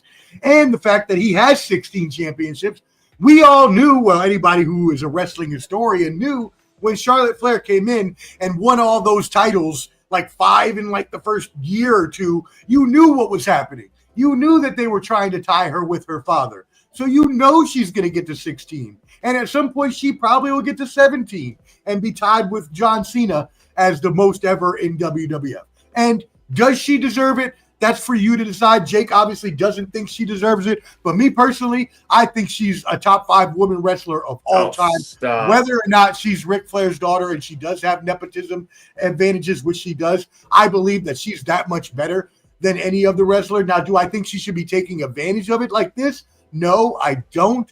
But I mean, if you've got the power to do so and put yourself in the position where you can be the greatest women champion of all time in number of belts, you're going to do that. And so, again, when we talked about Nico Ayamaleeva, Like same thing. If you can try to get the money and you're gonna put yourself in a position to ask for it, then do it. You may not get it, but Charlotte Flair is gonna get anything she wants. And look, I'm not even upset. I don't care about Tiffany Stratton. She's not even that good. I don't know why everybody thinks she's so great because she really isn't. She's really just a knockoff of Charlotte Flair, except she just looks better. That's all. She's just a much prettier version of Charlotte Flair. Her moveset is exactly the same. I definitely think Charlotte's a top women wrestler of all time, but she's right now is super force fed. She comes back to Royal Rumble, wins the Rumble, wins the main event at WrestleMania. She'll lose it. She'll be gone for 10 months. She'll get remarried, get divorced, come back at next Royal Rumble. It's the same every year. Well, how else do you think she's going to get the 16 championships? How else do you think she's going to get the 16 championships? She used to come back and go away and come back and win and go away. How many Royal Rumble wins does she have now? She's about to break that record too. Yeah, she's going to have all the records. Yeah, I mean, it is very much nepotism, but at the same time, can't really blame her when you are better than most of the other females out there. Because look at AEW. Most of those females suck. They can't even wrestle. Shut your mouth about timeless Tony Storm needs to come back because that's the best thing going in women's wrestling, buddy. Hey. She's the best thing in women's wrestling, and I need a timeless Tony Storm versus Rhea match. 100%. That's what I need. Yeah. Triple H fumbled that. Triple H fumbled that bag. She was in NXT.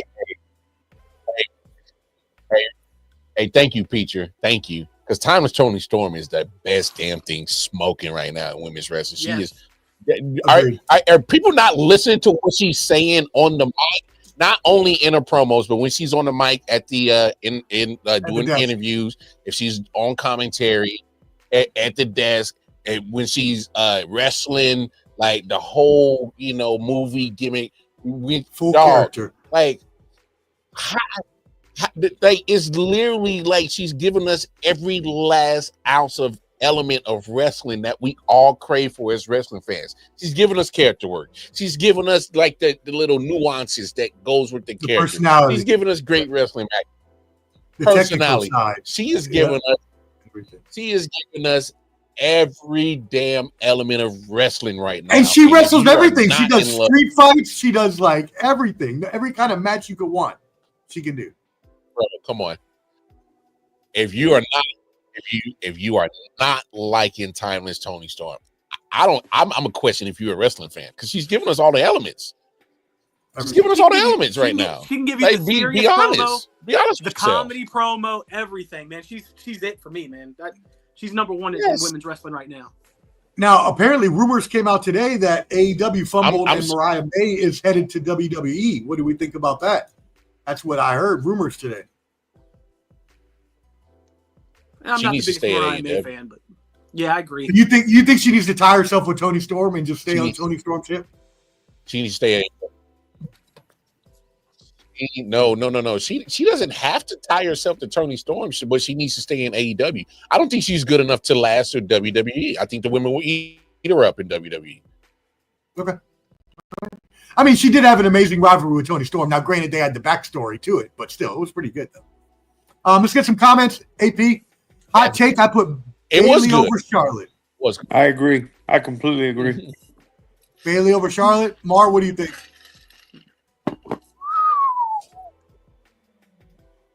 Nah, I can't do that, dog. I love Bayley. Now, if we talking about posterior buttocks, Bayley all day. Yeah. If we talking Bayley,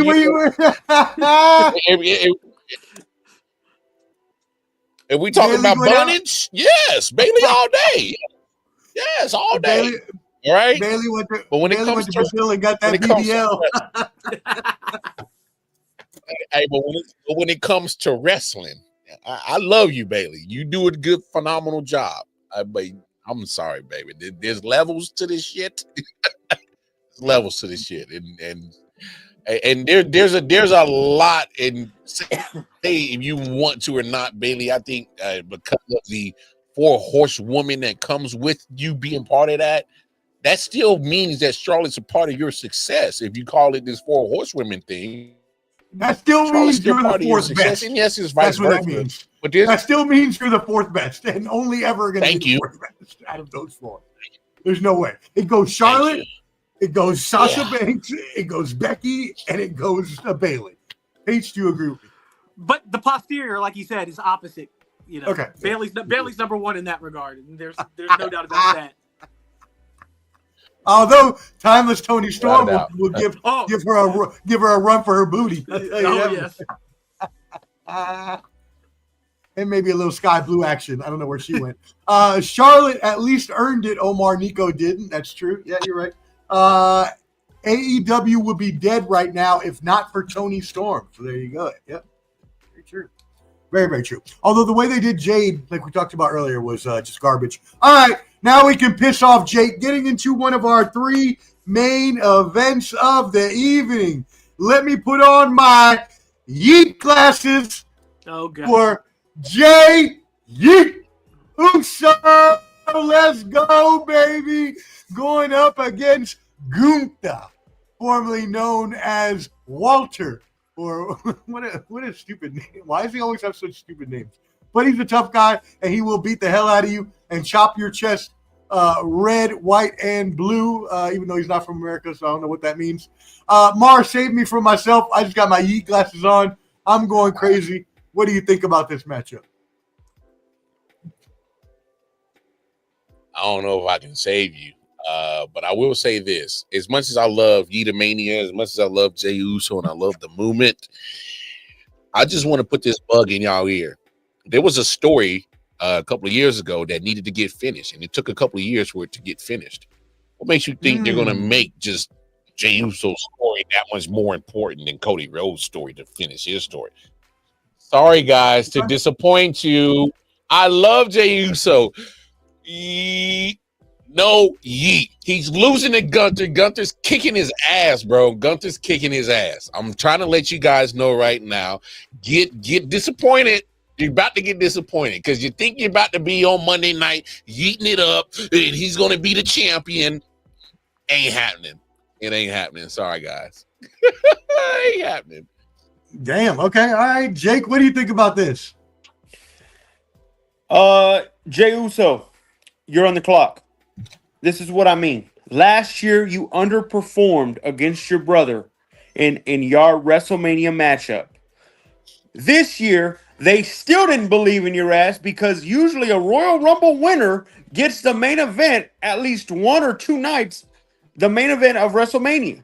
He didn't get that. So they better be the star of the show and outshine everybody. Gunther is great at having great matches. In the end, you have to show up, Jay. And if Jay doesn't show up, I think it's the final run and he becomes a tag team player all over again. Sorry, not sorry. I got Gunther winning this. I think he destroys him. Sorry, Jey Uso. No yeet. That idiot with the damn glasses on can take them off right now and start crying because it's ridiculous to even see this guy. Oh, my gosh. Sorry, Jay. You've never been a main event Jey Uso. You've been, at your best, a tag team champion, Jey Uso. I hate you so much. Peach, what do you think about this? I agree with everything he says, and I'm going to say this. Damn it, Peach, don't do that. They put him on the show to wrestle his brother, and that might have been the worst WrestleMania match in the history of WrestleMania. Damn it. Don't do that because Jake's damn it. Listen, I love Jay's entrance. I love the crowd behind him. He had all that. They gave him the Royal Rumble win. What does he do on Raw and SmackDown leading up? Cut the shittiest promos on the planet. And you cannot, and I repeat, cannot have Gunther lose to Sami Zayn followed by Jay. You can't do it. Gunther by a landslide, and it better happen because that just buries Gunther. How can I believe in Gunther if he loses to Zayn and Jay back-to-back Manias? You can't, and I won't. Thank you. You can't make sense because you kill Gunther's character if he loses 2 Manias back-to-back to the underdog, bro. And then I'm going to expect him to wrestle Braun Breaker down the line and beat Braun Breaker down the line? No. It ruins it. You can't let Jay win the belt. No way. Thank you. Man, Absolutely. Look, I completely and utterly disagree. Gunther's reign has been lackluster as best, just as him as a wrestler. No flair, no pizzazz. Yeah, he goes out there and beats somebody's ass, which is great. fine. I like that in the mold of an old school wrestler, but we ain't in the 1950s no more. We ain't looking at Bruno Sammartino. All right. I need damn Jey Uso yeeting all over the damn arena, all over in everybody's face and taking this pinfall, because if you got him at this highest potential with everybody in the crowd having his back and you do not strike when the iron is hot, you are clearly wasting the moment, because this is not going to last forever. People are not going to yeet forever. So you have to strike while the iron's hot. Gunther loses nothing losing this matchup. I don't think anybody remember those two losses if he wins the United States Championship next week. So I just can't see it. You cannot let this pass by, because there's no guarantee he will be this hot next year. Oh, you can make sure it doesn't happen, and it shouldn't. And he's going to do exactly what the Raiders do on that field every year and lose. Okay, Romar? That's what he's going to do at Reliant Stadium. He's going to lose just like the Raiders. You see what happens, people?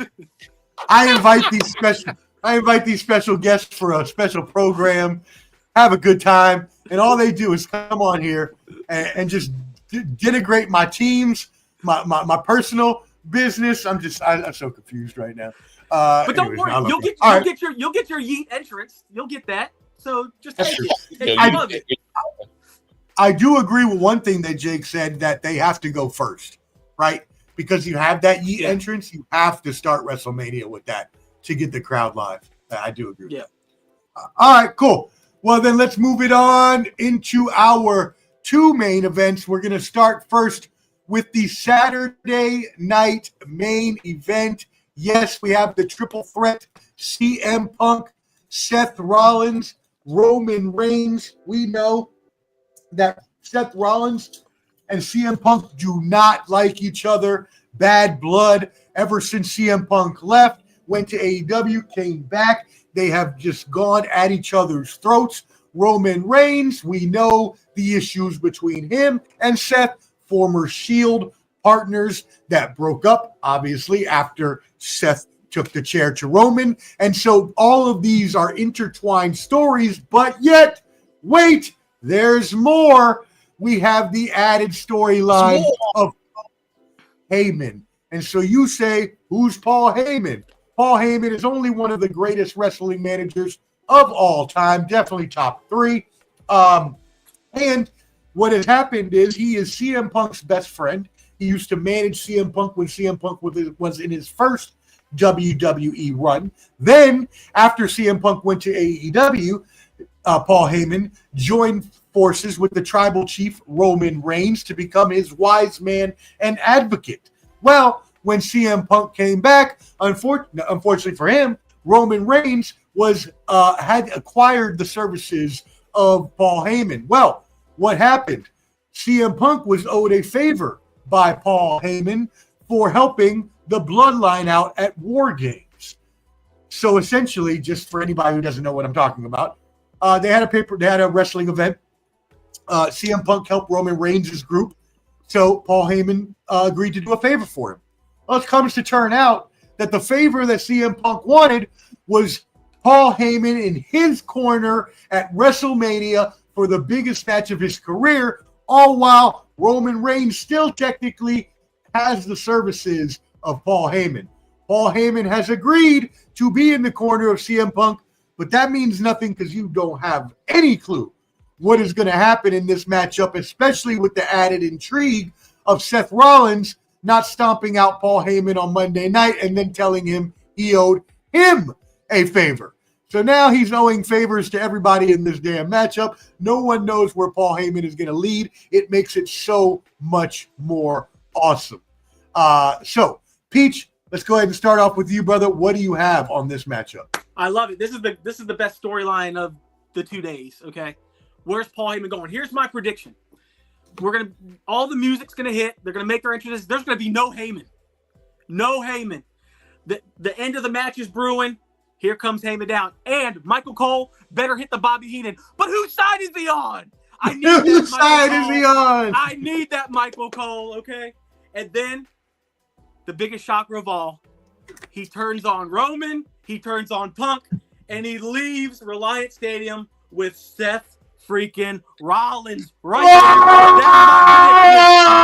there. You heard it here. What? He's leaving with Seth. Nobody's going to see that coming. It's going to happen. I'm telling you.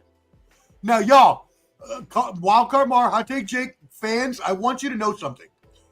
Peacher predicts wrestling moments all the time, and he always somehow gets them right.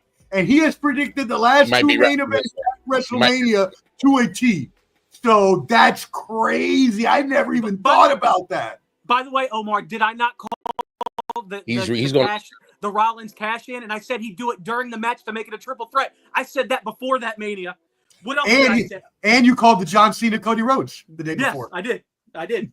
So I see. Wow. Okay. Jake, what do you think? I completely agree with you. Jake, pull your camera down. We can't see your face all the way. I completely agree with Peach. I exactly thought the same exact thing. I do believe he does walk out with CM. That's the only difference. I think he follows his wish. And in the end, he screws both Roman and Punk, walks out with Seth. Guys, it makes a rivalry of I think of this generation's generation. I mean, Rollins and Reigns has been probably the past decade of the rivalry. If we're going to call Rock Austin, Edge, Cena, this is that one right there. And I think it just magnifies it by so much. I think that's exactly what happens. Rollins wins that night. Nobody's expecting Rollins to win. He ends up winning it. Love every moment. Love it. Great thinking. Great thinking. Wow, that's crazy. Mar, what do you think?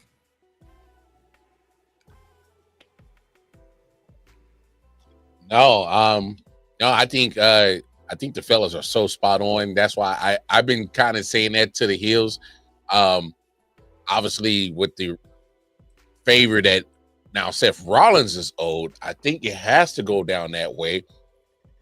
Somehow, between Roman and CM Punk, so much emotional and torn between them two over Paul. I don't know why we're fighting over a middle-aged fat white guy like this. It's crazy. This is wild, but here we are. Walrus.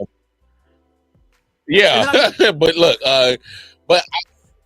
no, go ahead, Peach. Go ahead. I said, and if you notice, Rollins is kind of being the needler. He's needling Roman. He's like, hey, look, he doesn't have to accept, CM Punk's stuff, and he doesn't have to do this and this, and he's kind of poking the beast. He's kind of hinting, and I see it.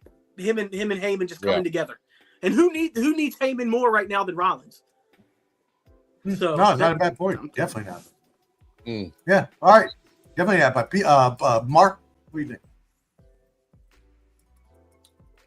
Oh no, I just think Peacher's like 100% on this one. I think this is another one he might be right on this prediction because I can see it happening going down like that because Paul's good at throwing us some curveballs, and this will definitely be something we haven't thought about.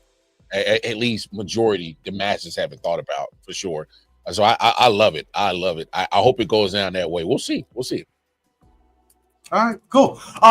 Yeah, that is amazing. I never even thought about that possibility, but that would be crazy and that would be awesome. That would be such a major twist to throw in there at the end that no one would see coming. That being said, I can't see it because why? Why would he do that? He doesn't really owe Seth Rollins anything, but he does owe the other two, a lot. So why would he want to hitch his horse to someone he doesn't know very well and it might not work out when he already has two really good working relationships that he could leverage going forward? I'm going to say that he realizes CM Punk's time is almost done and that Roman Reigns is the true tribal chief. And I believe he actually screws Punk over and walks out with Roman Reigns as Roman Reigns being the new, not new anything, but just walks out with Roman Reigns. I forgot it's not for a title. That's what I think happens. Again, I just don't see a reason for him to go with Rollins. While I would love it as a fan of storytelling, Logically, it just doesn't make any sense to me. Why not? Roman kind of treats Paul like a piece of crap, right? Shoved him down the other day. Punk's like, no, you owe me a favor. F you. You know, you got to do this favor. You know, that is true. That's really good. That is true. You're on mute, Jake. Yeah, Roman's always treated Paul like crap. He treats everybody like crap. That's true. Exactly. All right, cool. APJ did main event Mania 39. Yeah, cool. But again, people didn't really. Well, I mean, it was what him and Jimmy versus Sami Zayn and Kevin Owens, right? So, all right, cool. All right, well, let's keep it moving into the last main event of the evening, Sunday night. Yes, this is what. Well, everybody's waiting for these two matchups, but most of the non-actual wrestling fans, the mainstream fans that don't watch it a lot, would know about John Cena and probably not many of these other people, right? Many people know John Cena is a movie star all over the world, all this stuff, right? So, okay, set the scene. John Cena returns back from creating a movie, comes back. We have the already built-in storyline of Cody Rhodes versus The Rock because of what happened last year, Mania, when Rock tried to use his powers to insert himself into the main event. Cody Rhodes was like, you ain't going to do that. I need to finish my story. Did not let Rock do it. So now they bring him back this year saying, okay, well, Rock says, well, you owe me because last year you didn't let this happen. So now you owe me. I want your soul, this whole sort of thing, which I thought was kind of weird when it started. But then after I tell you the whole thing, it kind of actually worked itself out. So anyways, he says he wants Cody's soul. We wait for weeks to see what happens. Finally, we're in a ring. As I said, Peach called this the night before. They're in the ring. We think that Cody is going to give his soul to The Rock and become everything, have all the champion, all the money, all the, I can't say girls because he's married to Brandy, but whatever, all the things he wants. And instead, what we get is a super shocking turn of events as the mega baby face, never been a heel once in his whole 17-year career, John Cena waffles Cody Rhodes in the gonads and The Rock and gives his soul to The Rock, and now him and The Rock are, on top of the game. He's now The Rock's protege and is supposed to get all the windfall that comes with that. Well, what most people are expecting that windfall to be is the record-breaking 17th championship, because right now Ric Flair, the Nature Boy, who is the greatest wrestler of all time, and should be the rightful holder of that record, it might be broken at some point, maybe even this weekend. Mar, we're going to start with you on this one. I know you've been biting at the chomps. What do you think about this huge matchup?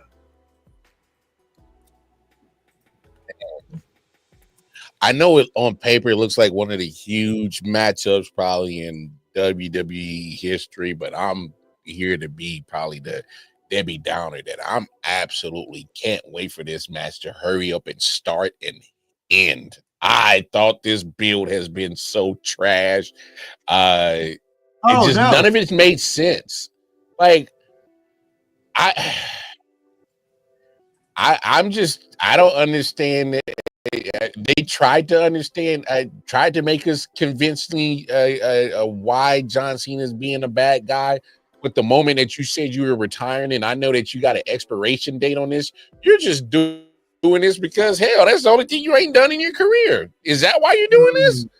Okay, well, just say that. But don't make up some old dumbass reason on why you all of a sudden want to be a bad guy. Oh, you guys were mean to me for 25 years. You've been okay with it for 25 years. Now you upset because you about to leave? Shut up, bro. Like I just hate the fact that John Cena looks like a whiner. He looks like a bitch. He looks like a crybaby. And and the fact that I'm actually sticking up for Cody, that he's actually the one that looks like he got balls in this matchup is crazy. This is crazy. Because I thought Cody was one of the biggest crybabies, especially last year. But how does he got more balls in this situation than John Cena? I don't like the build. I think it's terrible. The last face-to-face that they had, they really had to stoop to just throwing insults at each other to try to get us invested in it because the build has been so bad. So All right. Go insults at each other. We'll hook them in with that way. Okay, I'm not a dumbass. You didn't hook me with that. All you did was just give me just more ammunition to why I can't wait for this match to hurry up and start and end. I don't care who wins. I really don't. Obviously, with John Cena being a part-timer, I know he wants number 17, but if he beats Cody, I think that kind of poo-poos on Cody, because it's like maybe you don't belong in that conversation with the John Cenas and them guys if you just let the part-timer, who, by the way, John Cena, for the last couple of years, the appearances that we have been getting from him, he's been losing. All of a sudden, now you're the winner because you announced your retirement. You've been losing. Even Solo's beating you. Solo Sikoa's beating you. Come on, man. Look, I've been watching wrestling for a long time. Make it make sense for me. Put it together. This is messy, and I don't know how they came up with the match. It's just a mess for me. I guess give me Cody by default. I just want this. It's probably been the worst bills for Mania I've seen in a long time. You're very down on this. Get over it. Get over it. You're very down on this one. Wow. Yeah. All right, man. All right. Well, I mean, I get it. The build wasn't necessarily spectacular, and it is kind of, like I said, I thought the whole your soul thing was really weird. I don't know. It's like the Illuminati thing we were talking about yesterday or Monday or whatever. Sure. It's like whatever. Like, does he already has millions of dollars and a wife and a good home and kids? Like, I don't think he really needs more of whatever you have to offer. But anyways, Jake, what do you think about this? I think what hurt it is after the whole change up at Elimination Chamber where it just shocked the world. Cena, there's a reason we know him to why he was a good guy this long. He's not a great bad guy. What I think also happened is we just went through a run of the Roman with the Rock heel last year. That was so built so well compared to this year where we're trying to just stick pieces together with Cena. Right. I will say Triple H always loves the curveball like we did with the last main event. We'll do this one. I think there's a third member to come and help them. I can't confirm nor deny the third member. I hope it's not Jey Uso. That's what everybody's telling me. I hope it ain't that idiot. But it could be. I do believe. Why would it be Jey Uso? Because he was around Travis Scott, and Travis Scott was around The Rock and Cena, so they put all three together in some way, shape, or form whenever he had Travis Scott walk him out on one of the yeet times when he walked out to yeet up. So they're trying to combine that. I hope not. Okay. But I do believe we do get the wrong. The only wrong from last year's WrestleMania was instead of The Rock getting choke slammed, there should have been a glass shatter, and Austin should have walked out and stunned The Rock. And I think we get that this WrestleMania. I think The Rock comes out to help Cena. I think Stone Cold will come out. I've already got confirmation he's in Vegas as we speak. Boy, insider information. Yep, I saw it. I've been looking it up. He's in Vegas as we speak. He lives there. He lives there. Oh.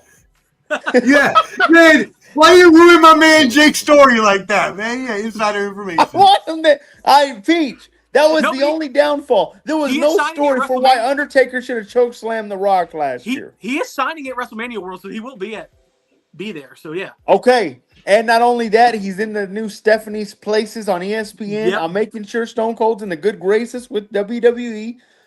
I want him to do a stunner on The Rock, and I think that happens. I think Cody prevails. Boy, do we not get the 17-time championship yet. But as of right now, Cody will prevail. That's what I see it as right now. Okay.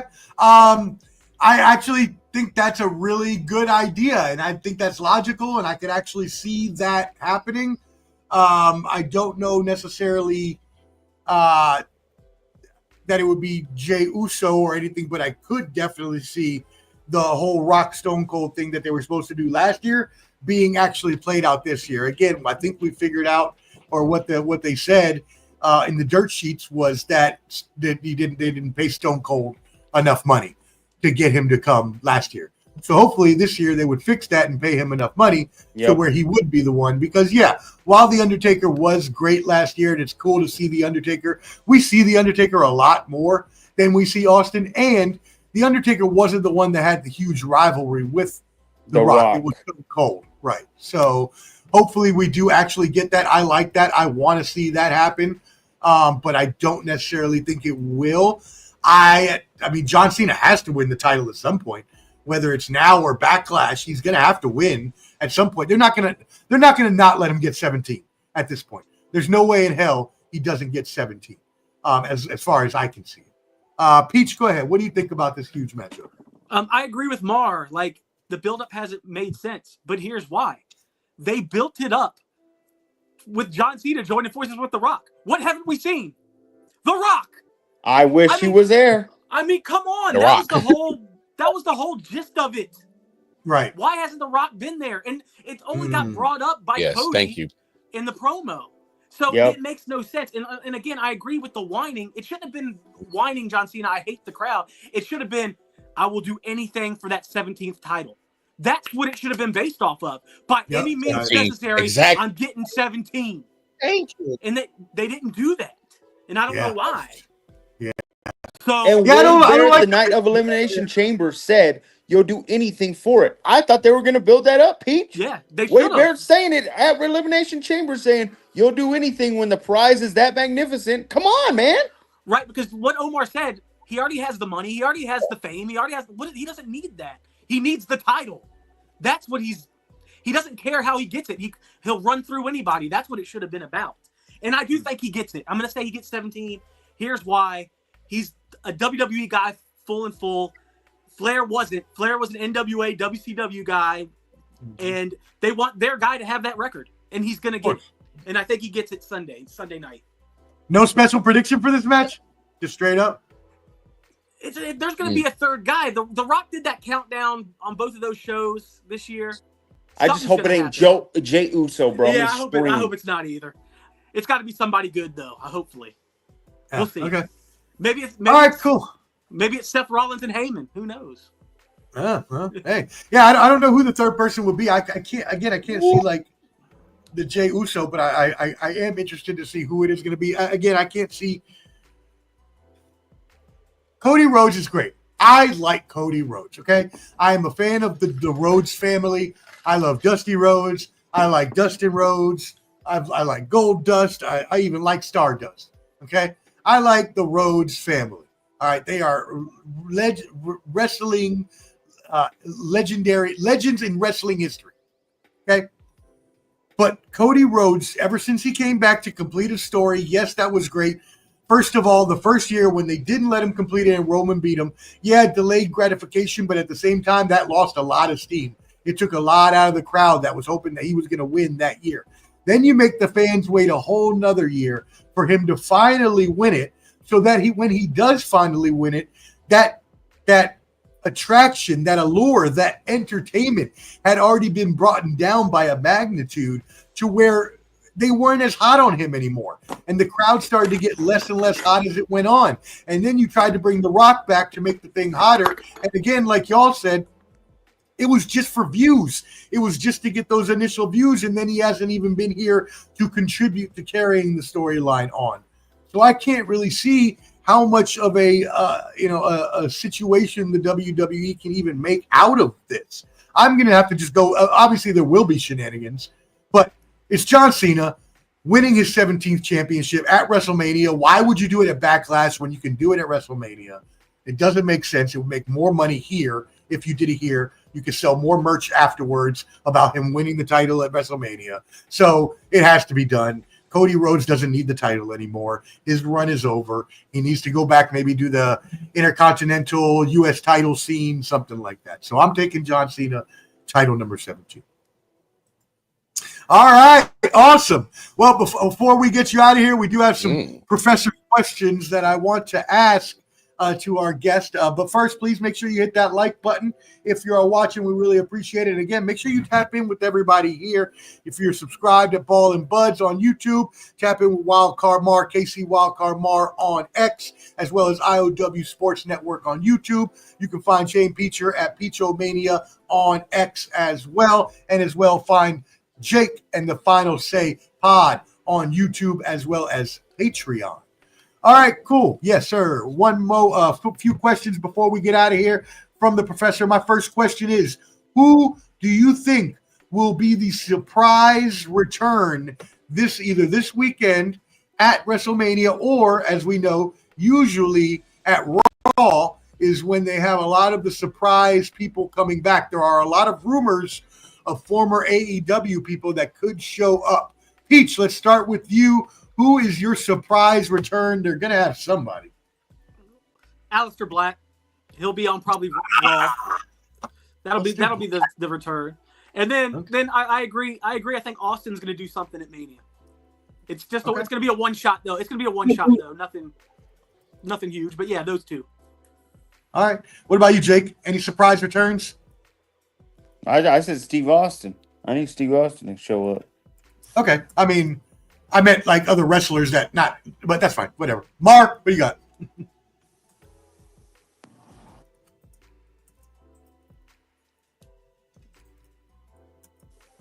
Is Mar asleep? Mar, you good? Did he froze? He might be frozen. He don't ever freeze. Wow. That's interesting. I've never seen him freeze before. There he goes. Oh, there he is. We see him moving. A little bit. Wax on, wax off. Wax on, wax off. I know. I'm trying to make sure everything good. Everything good. All right. Everything good? Yeah. No, surprise return. Surprise return. I don't know. I really can't really. I guess the biggest surprise for me is if I see Nick Aldis in that ring with Randy Orton. I think I think that would be a surprise for me. Everything else is I think we're hoping or expecting. I definitely think that we definitely get Austin this year. I agree with the fellas. We were robbed of that last year. That makes zero sense why Austin didn't come in Philly. I was so pissed off about that. Because I was waiting for the glass to break because I wanted to pop so bad, dog. But no, yeah. Give me Nick Aldis, man. It's a surprise return, man. All right, awesome. I would love that. I am a huge fan of Nick Aldis, so shout out to him. And yeah, Randy Orton still needs a match now that Kevin Owens is out. So is it going to be Nick Aldis? Is it going to be, some people have said Solo Sikoa to come fight Randy Orton? So we could see a couple of different options there. I'm going to go with Rusev. I'm going with Rusev Day coming back because at some point he has to come back, right? He's already been released from his AEW contract. So at some point he's got to come back. So I figure that'll be maybe at Raw or something like that. All right, cool. Let's move it into some of the professor's questions. Oh, thank you, sir. I appreciate that. Professor's quiz here. I got a pop quiz for y'all. Some fun questions before we get out of here for the night. We appreciate y'all stay tuned in. First of all, who has competed in the most WrestleMania matches of all time? It's got to be Taker. I would say Taker. Okay, Mar? Yeah, got to be Taker. Anybody got a number on that? Yeah, I was thinking Taker. I mean, first of all, the streak, and then 26. I was going to say 27. Okay, Jake, what do you think? 26. Okay, well, we know he has the 21 straight victories. Mar is right. Undertaker appeared in a record 27 WrestleMania matches in his career. 25-2, yep, that's right. 25 wins, including 21 straight victories. Wow, that is a crazy WrestleMania career. And if you were going to give him 25, why the hell did you stop it with damn Brock Lesnar? You assholes, we still hate you for that moment. We still hate you forever for that. Or actually, I think Jake would like something like that. Jake, did you like when Brock Lesnar broke the streak? No, he didn't deserve it. He did not deserve it. Mar, what did you think about Brock Lesnar breaking the streak?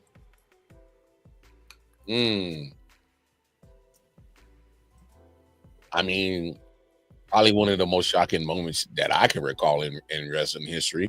Like, I remember Homeboy's face. Oh, yeah, the mechanic guy in the crowd. Oh, mean, bro. No, I didn't hate it. I mean, at some point we knew the streak was going to have to end. I mean, so let's really look at it. When that time that streak ended, Brock Lesnar was at the peak of his being beastly. I mean, it made sense. I mean, we acting like he lost the streak to Kofi Kingston, bro. So, I mean, you know.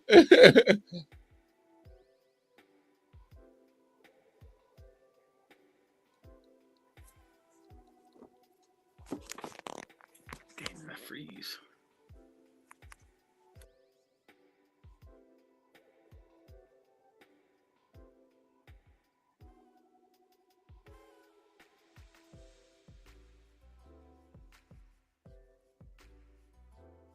Out a win. What do we think here? I'm gonna go. I can't hear you, Jake. Can you hear me now? You're muted. Still? You're muted. Hello? Can't hear you. Mar, do you have anything? I hear Jake. You can't hear me either? No one can hear me. Okay. No. Interesting. No, I can hear you. I heard me. Jake. Okay. I can't hear you either, Mar. That's weird.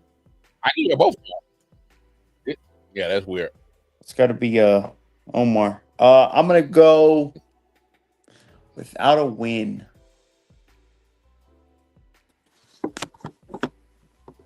Randy Orton? I'm gonna go Randy.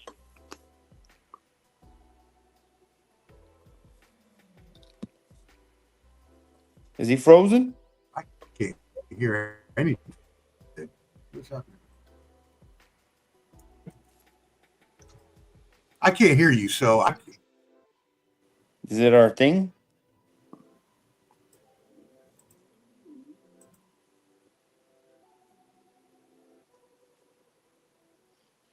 Okay, yeah.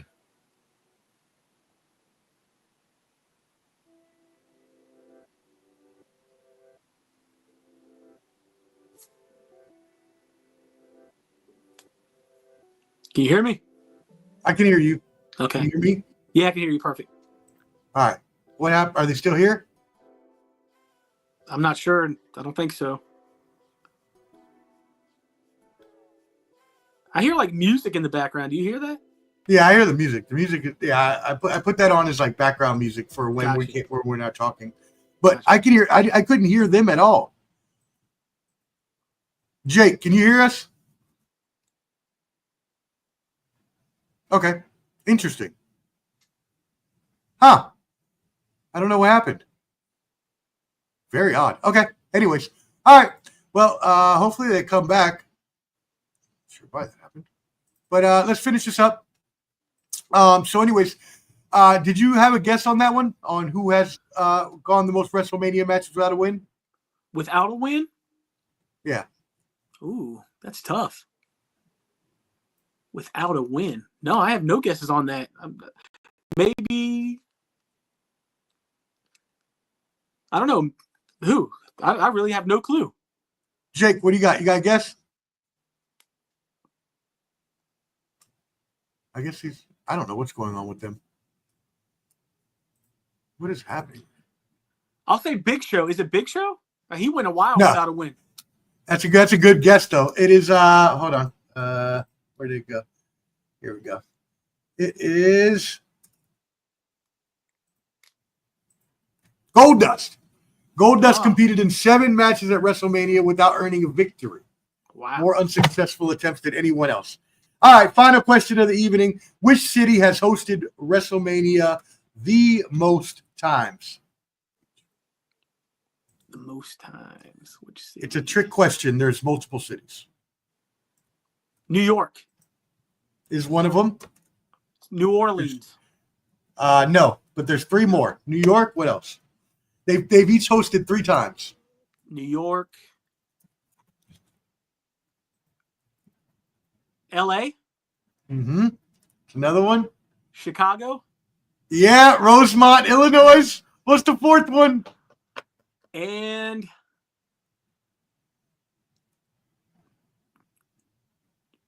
Florida, somewhere in Florida. Tampa. No, closer. Orlando?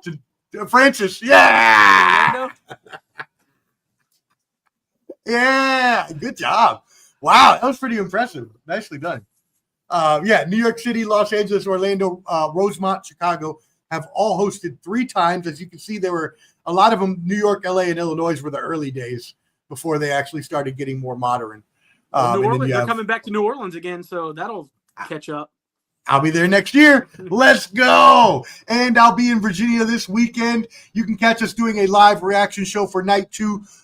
Clubber D, myself, and Shane Beecher will join us as well. We're not going to do the whole night, so go check out Wildcard Mar and 613 Faye Productions on YouTube. They'll be doing both nights, all hours of the live reaction. We're just going to do a couple hours just to try to get our feet wet in the live reaction world, as well as have some fun bullshitting and joking around. So if you want to catch us Sunday night, probably 8-ish, 8 Eastern, something like that. But again, the rest of the weekend, make sure you check out Wildcard Mar. You can catch them on X at KC Wildcard Mar. You can also catch them at I.O.W Sports as well. Again, 613 Faye, which is FAYE Productions, and that's where you'll find all the wrestling talk.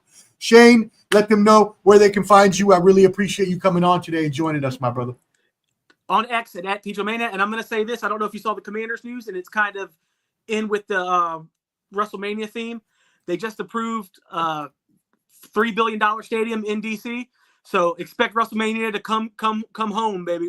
So you definitely got to come back for that, Omar. When WrestleMania is in DC at the RFK site, and they said it should be done by 2030.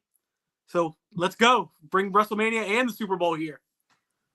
That is amazing. I can't wait. Yeah, they're doing similar here in Nashville, so I assume both places will eventually get WrestleMania, so I'll definitely be going to both of those. Hey, Mar, if you want to jump back in real quick, jump back in, brother. I'd love for you to tell people where to find you and all that, so I know I kind of butchered it. So if you want to jump back in, please do. Anyways, find everyone else at Ball and Buds. Make sure you subscribe at Ball and Buds, BALLANDBUDS. There is a handy QR code right above Peach up there. You can use that to find all of our social media. Even if you're watching this on the replay, please hit that like button. It helps us out in the algorithm. That being said, really appreciate everybody tuning in today. WrestleMania 41 is going to be amazing. Again, please catch the live reaction for 613 Faye and then catch us Sunday night for a tiny bit. Anything else, Peach? Good to go, man. Thank you for having me, man. This is fun. I love talking wrestling, so anytime. Yes, sir, brother. All right, we'll have him on soon. And the rest of y'all, have a great weekend, and we'll see y'all next week.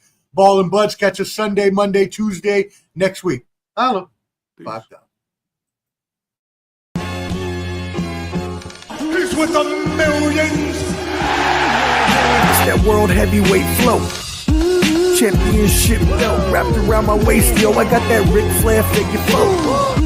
Slam you on the pavement, that's why they call me Street Pro. Create heat on beat flow. Like Jordan after the second time he three-peated, folks. Get ready, set, let's go. Fight toe to toe, release the flow created by this mic pro. Lights, camera, get low. Action packed, back to back. In fact, this monster will go. Y'all better let him know. Man with the master plan, and you have no need to know.